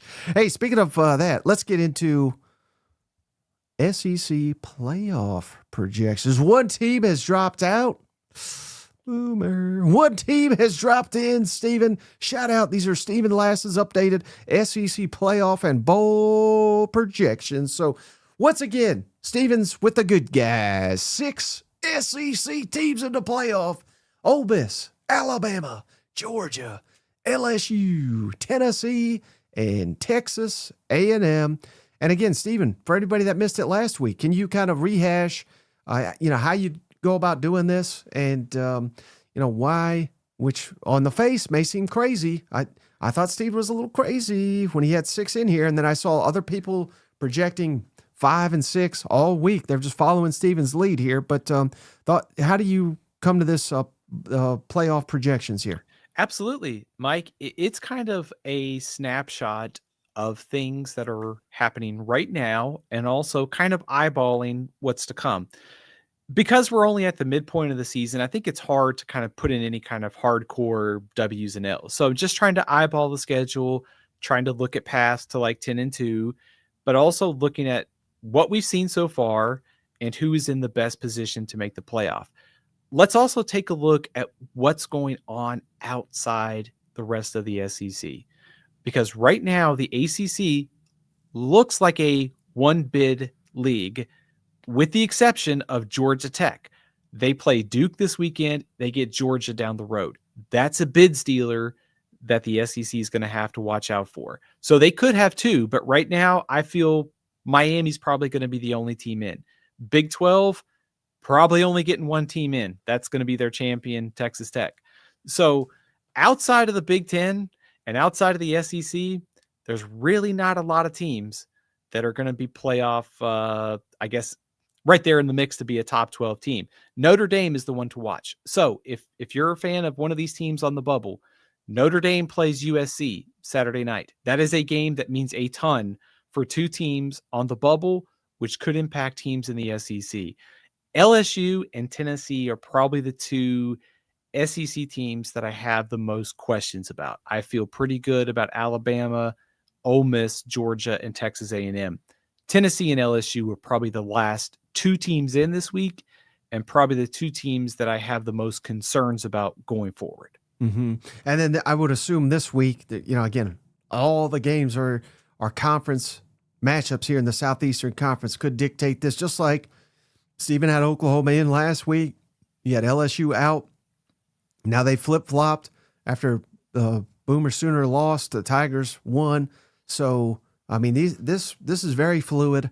It's very early, but it's looking good for a lot. Yeah. The SEC is going to beat up on itself, obviously, but until that actually happens, SEC is looking good to have a lot of these teams. And the way I'd look at this, Stephen, you tell me if I'm wrong, but hell, I guess you could kind of throw Ole Miss into here because they survived. But the ones I'm really looking at is like Alabama winning at Missouri, Georgia winning at Auburn in a game they could have very well lost, Tennessee winning at Mississippi State. You win these road games that are coin toss essentially. That's how you get to the playoff. I mean, those games are potentially huge for all those winners. Yeah, 100%. I mean, those are kind of swing games. Like when we're kind of starting to look at the second half of the season, and you look at those schedules and you go, man, those are kind of toss-ups. And to be able to put those into the W column, it makes you feel better about those teams. Like the fact that Alabama has been able to survive this stretch of Georgia, Vanderbilt, Missouri, I think that makes you feel pretty good about their chances in the second half. Same thing for Georgia. I think this Georgia team can only get better. So if you're surviving a game like we saw on Saturday against Auburn, you're in pretty good shape. I think the key thing with the playoff, and this is going to change probably 5, 6, 7 times before we get to the end of the season. I think the takeaway that I have right now is the SEC should feel pretty good about getting 4 in, and there's the potential to get 5 or 6. And it could be that 9-3 scenario we talked about, whether it's Oklahoma, whether it's Texas, whether it's somebody else. The fact that Missouri, Vanderbilt, Oklahoma, Texas, still very much alive in the playoff. That's why there are so many big contests and also just thinking of how many teams the SEC could get in. There's still a lot of different scenarios that could play out here. Right. And then shout out all the listeners just listening back later. I'm going to run through these bowls real quick. Liberty Bowl, Steven's got South Carolina and Cincinnati. The Mayo Bowl has got Vandy and Georgia Tech. ReliaQuest Bowl, Oklahoma, Nebraska. I know that brings a tear to your heart there, Steven, to see Oklahoma and Nebraska suit up in a bowl game. Citrus Bowl, Texas, Michigan. What a matchup that is of logo watchers. Shout out Nick Roush, you crazy SOB. Music City Bowl, Florida and Minnesota. Gator Bowl, Missouri and Clemson. Texas Bowl, Auburn, TCU, and Birmingham Bowl, Mississippi State, NC State. And again, I've talked about those teams going on the road and winning. How about Missouri? Man, they were so mad, Stephen. How dare you not have us in the playoff? But, these are the games that cost you. When you lose at home, certainly not saying Missouri is eliminated from anything, but now they have ground to make up to get back into the playoff conversation. What is the path for Missouri to get in that back into the playoff? I think they can still play their way back into it. So when I'm looking at their schedule and seeing Vanderbilt, Texas A&M, and Oklahoma, that's still 3 games against ranked opponents that they could beat. I think the path there is you've got to win 2 of those.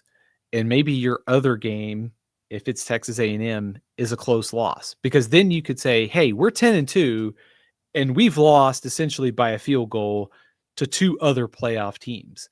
So the thing that will hurt Missouri is probably going to end up being the schedule, just strength of schedule, comparing them to some of these other teams. Kansas, probably a fringe bowl team at this point. Central Arkansas, Louisiana, UMass, not going to do much for the non-conference strength of schedule there. But that may be the thing that holds them out. If they're comparing Missouri to someone else, if they get to 10-2, a win over Oklahoma looks great, or Texas A&M, but they're going to need some probably help just because of the strength of schedule, and that would require beating Texas A&M or Oklahoma to get to 10-2. Hey, shout out Brandon McIver. Comment of the night so far, Stephen. Billy getting to the Music City Bowl. He might just keep his job after all. Well, in fairness, Brandon, because of that many teams in the SEC making the playoff, the bottom of the SEC got scooted up in the projections. So 6-6 Florida, the Music City Bowl is that's not your usual Music City Bowl SEC opponent there. Nope. All right, Stephen, man, we're going long on this one. Let's kick it into the Week 8 previews. Hit on these games briefly before we let you go here. But let's start with College Game Day. Number 5, Ole Miss. Number 9, Georgia. Georgia, a little over a touchdown favorite here. What's your thoughts on the Dogs and the Rebels? This will be the 3rd year in a row they've played each other, and they've split the series. And quite, if my memory serves, Georgia whooped them in Athens. Ole Miss whooped them in Oxford. So, do you think we get a better game this time? I think so, Mike. I mean, it's interesting to look at the series between these two teams. 1996 was the last time that Ole Miss won in Athens. So it's been a while, but Wow. this might be a good chance for Ole Miss, just given what we've seen this year and also how vulnerable Georgia is. I think if you're Georgia, number one, you're out for revenge because you got beat pretty bad in Oxford last season. Also, for Georgia, I think how they start this game is critical because you can't afford to keep falling behind in these games. Like at some point, it's going to catch up with you. Now, I think being a young team, it's probably we're seeing some of that play out. But I think just this matchup, just the first thing that jumps out to you is the firepower that Ole Miss has offensively with Lacey and Chambliss against this Georgia defense. And I think if you're Georgia, can you kind of impose your will here? And, Ole Miss is 117th in the country in success rate against the run. This seems like a game where Kirby's going to try to take the air out of the ball, get that ground game going. Gunnar Stockton a few plays with his legs. That's the path there for Georgia to get revenge against Ole Miss. Mm-hmm. And, any thoughts on Trinidad Chambliss or Austin Simmons? I mean, I assume they're going to keep going with Trinidad, but now Now he's getting questioned. Well, did you think about going to Austin, kind of against old Washington State? And Trinidad, as excellent as he's been, I think the one point of his game, I don't know how to say this properly, but the one, maybe the weakness of his game is down the field throwing. He has struggled with that at times. And if you can't push it against Georgia, I mean, this is a different level altogether. This is going to be the toughest environment he's ever faced in his football life here. Athens, crazy scene it'll be down there.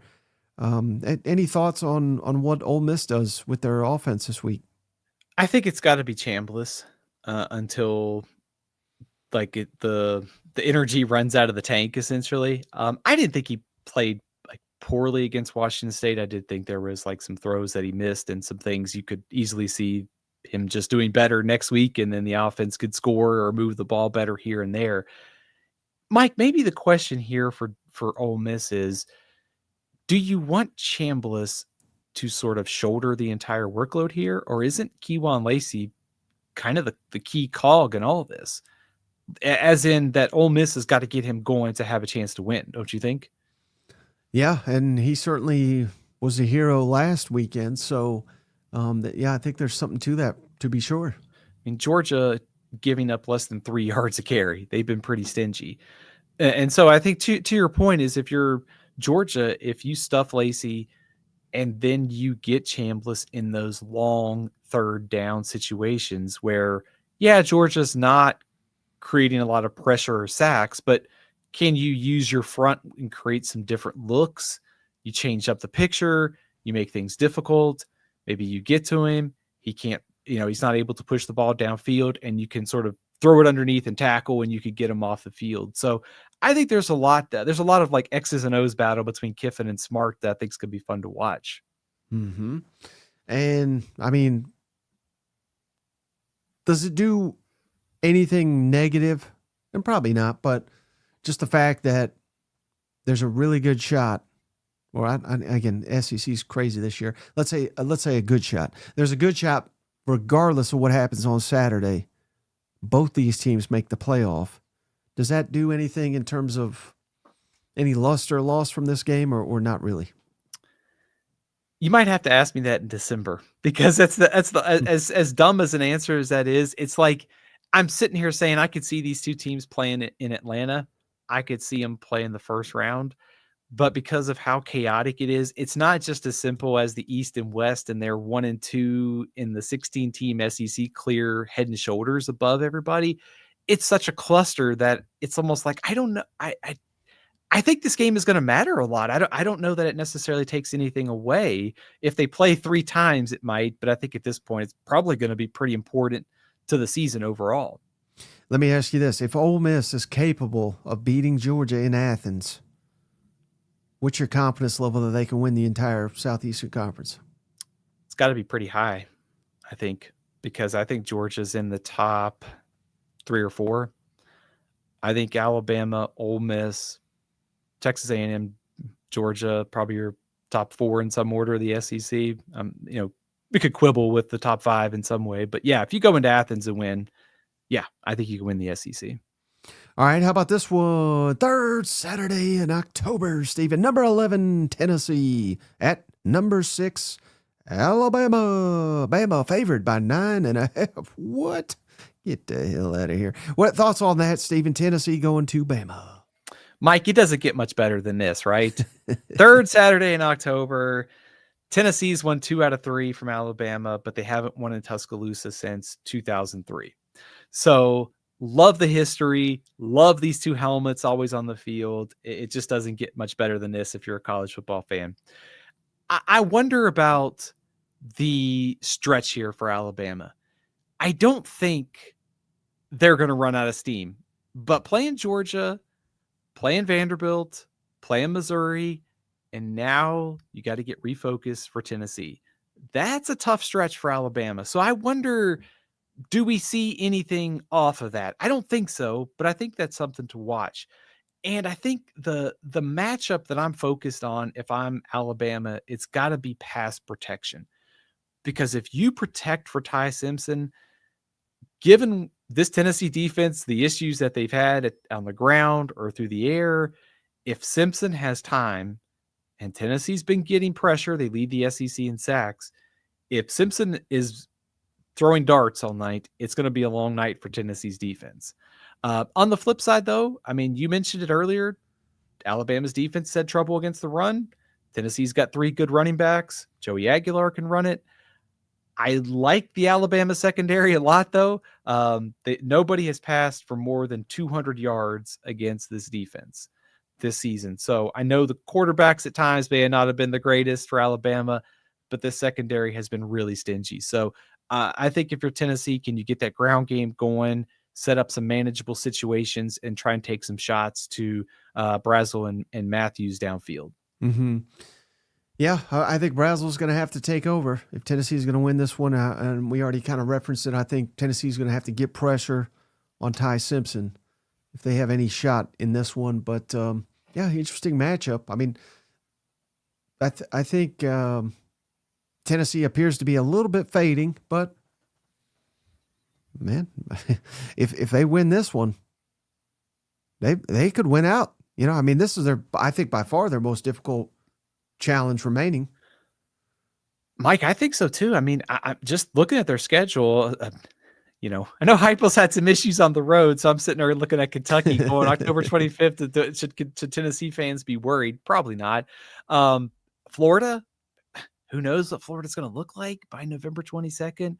This is by far their toughest game. If Tennessee can go on the road and beat Alabama, acknowledging that every week is its own season and we see a lot of this inconsistent stuff, I think if Tennessee wins this one, they can win out the rest of the way. Mm-hmm. Yeah, they'll have to be able to run the football too, I think. I think that'll be critical in this matchup. All right, how about LSU, number 10? LSU on the road at number 17. Vanderbilt, Stephen? Vanderbilt favored by 2.5 points. What year is this? How long have I been in a coma, Stephen, where Vanderbilt's favored over a top 10 LSU?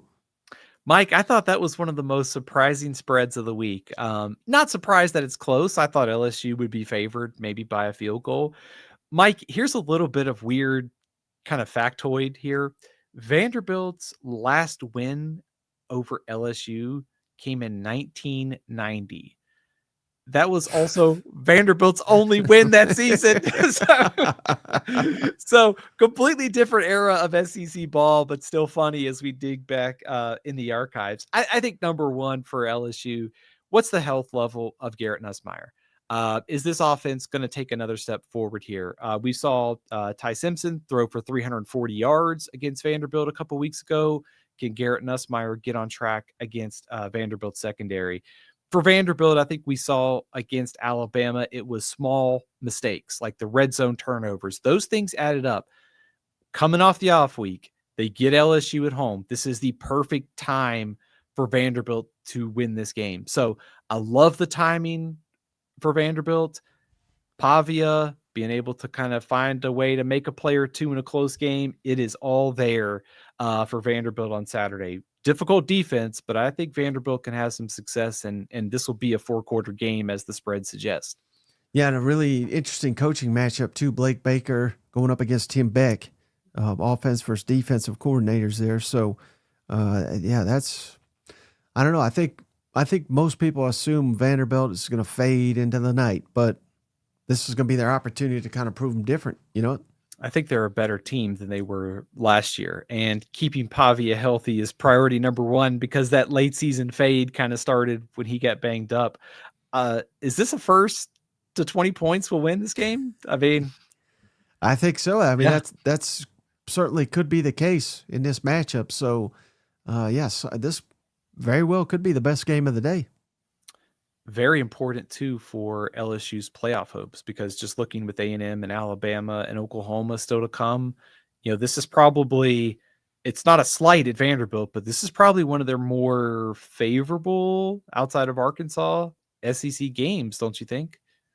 Oh yeah, no, I believe so. So yeah, if they lose this one, start Googling Brian Kelly buyout. I actually liked your idea. I think you posed on Twitter, Brian Kelly to Penn State.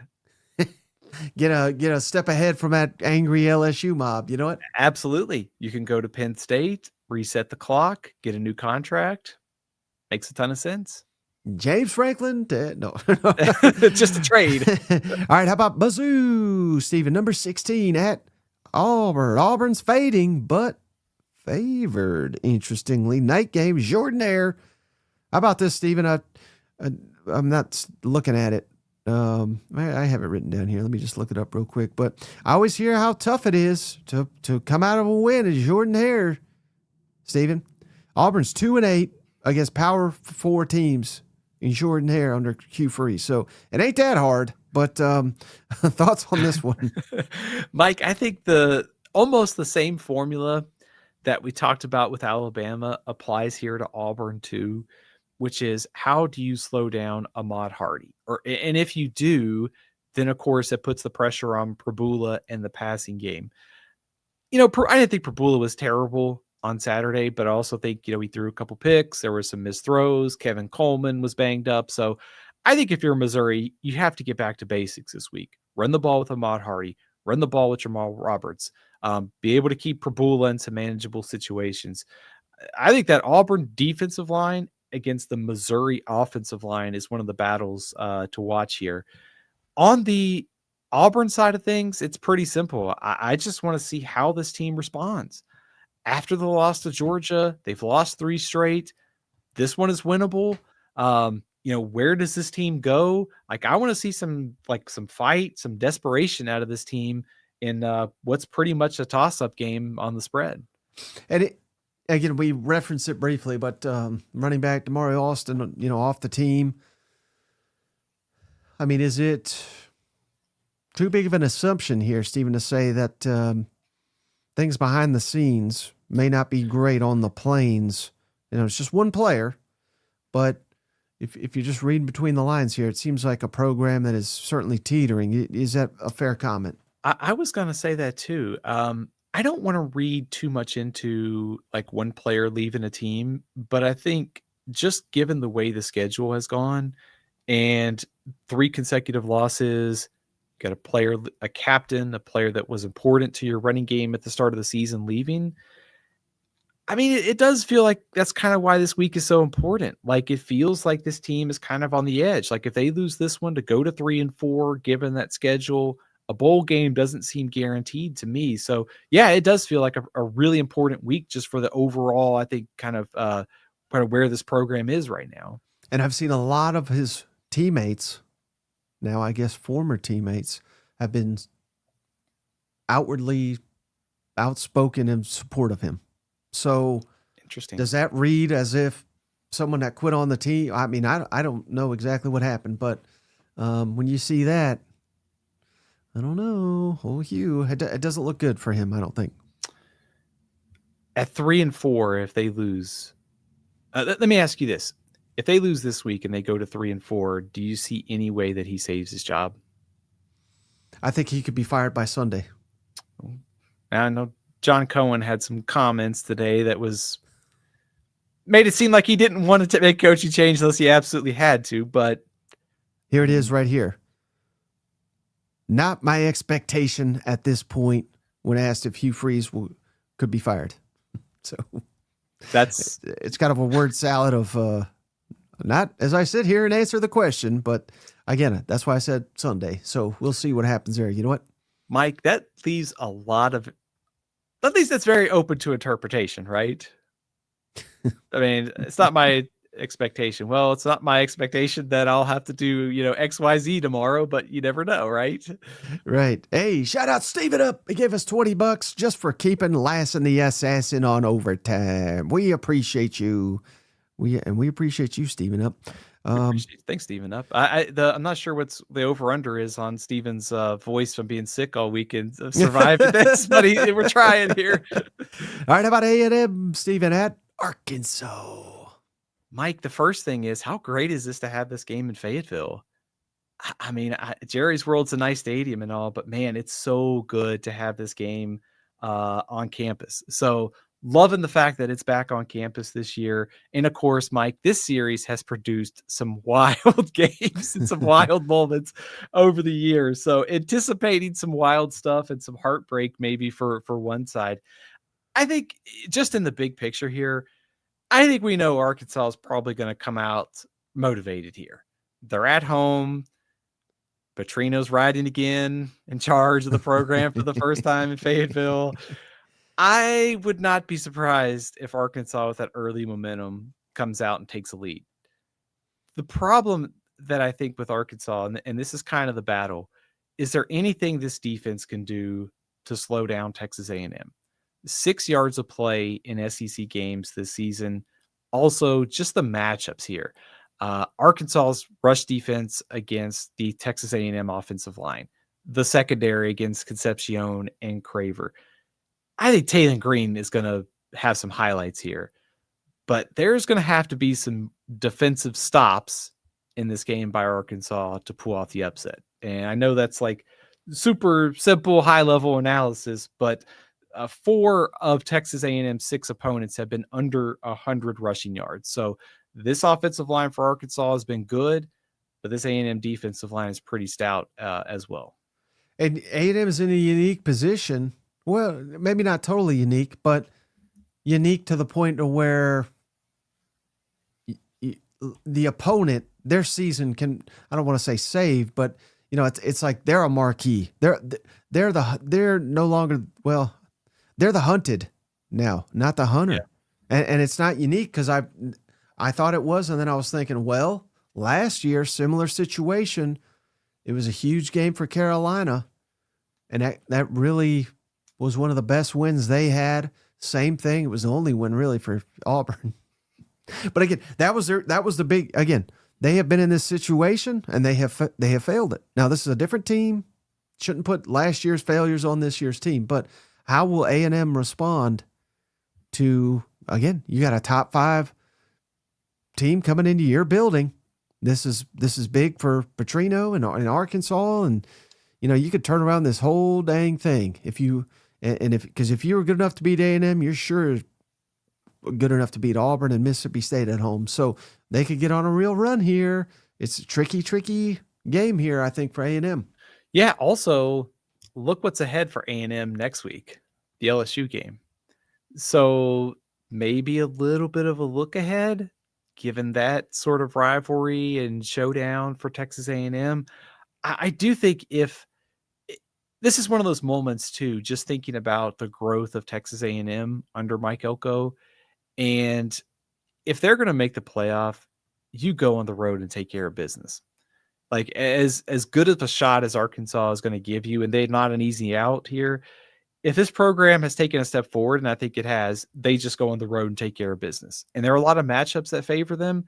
For Arkansas, a lot of it's going to be how far does Taylor Green carry them. And we saw on Saturday he can, but of course those turnovers were really problematic. So I know the spread 7.5, but given the series, it would not surprise me if this one is much closer.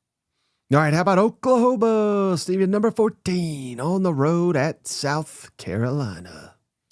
Mike, I think the first thing that jumps out to me about this game is how similar these teams are to some extent. It's the same thing as South Carolina versus LSU last week. These two teams are asking too much of their starting quarterbacks. They need to get more from the supporting cast. And last year's game was so one-sided in Norman. You know, South Carolina jumped out to the early lead, dominated 35-9. I think just in the big picture, if you're Oklahoma, don't let one loss become 2. And you have to think Natier's not as rusty this week, so maybe the offense is just a little bit better. There's not the turnovers. So that plus the defensive front of Oklahoma against South Carolina's offensive line. That group is struggling. If you can get Sellers into long yardage situations and be able to contain him when he gets the rushes going on third down when the pocket breaks, you know, there's a lot of matchups that favor Oklahoma in this game. Also, we talk about turnovers. South Carolina +6 in turnover margin. Oklahoma is -7. So it feels like which quarterback delivers, which supporting cast helps out a lot, and then the turnover factor, because that's where South Carolina has kind of made up some of the shortcomings we've seen this year on offense. Well, and this is not like an apples to apples comparison or whatever the saying is, but there is some similarities, don't you think, Stephen, with South Carolina and Texas, where, oh God, Texas offensive line, they can't protect anybody. Arch Manning's a complete bust.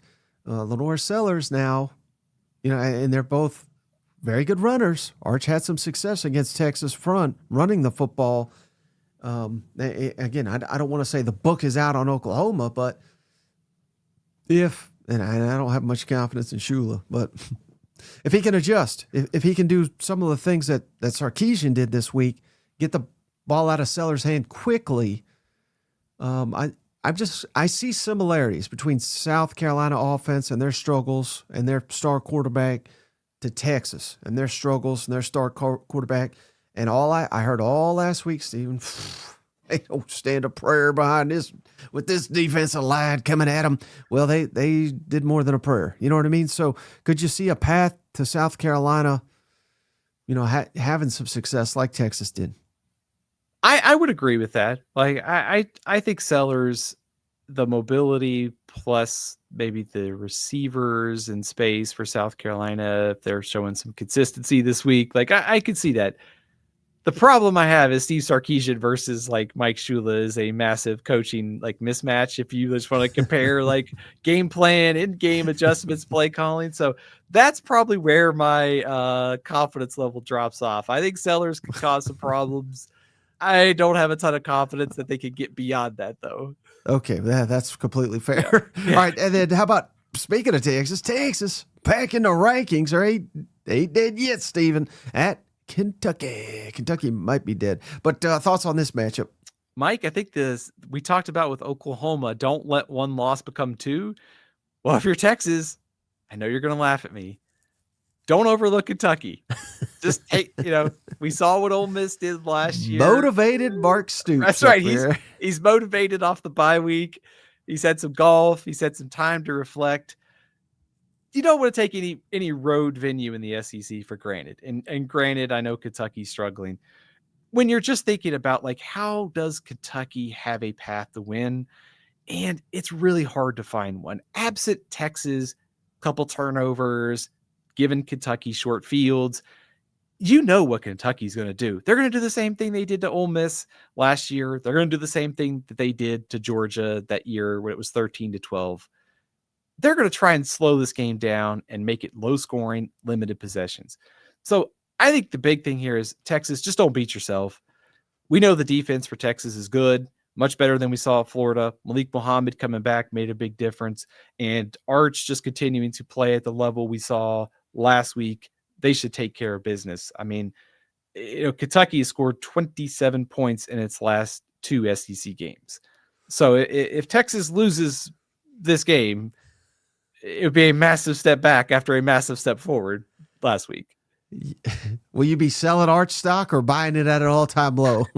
The most ultimate college football thing would be like Arch throw for like 400 yards and like Texas defense not showing up, wouldn't it? All right, final one here, Stephen. Mississippi State at Florida. This has an opportunity to be a fun game here. Mississippi State 2 weeks to prepare. Florida fading, but another home game. Billy Napier, does he stay alive, or is this the ultimate see you later game? Because he'll probably get fired if he loses. Mike, you know what's next week? It's the dreaded bye week. And you know what happens on bye weeks. Coaches get fired. So just something to throw out there. I mean, looking at that schedule too for Florida, Georgia and Jacksonville, Tennessee's not till November 22nd. Is this the last home game for Billy Napier? Maybe. I think there's good odds on that. He better be like James Franklin and soak it in the post game. You know what? Yeah. Take a victory lap around the field. Mike, I think it's important for both teams for bowl positioning purposes. I mean, Mississippi State's sitting there 4-2, tough schedule coming up.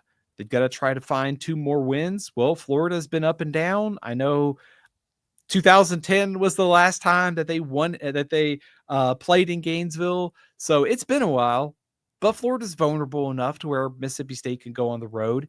Big question for me is, how does this Mississippi State offensive line hold up? Because we saw what Florida did 2 weeks ago to the Texas offensive line. This Mississippi State front has had its issues this year. So I think line of scrimmage, if you're Mississippi State, can you hold up there? Fluff Bothwell, what's his status for Saturday?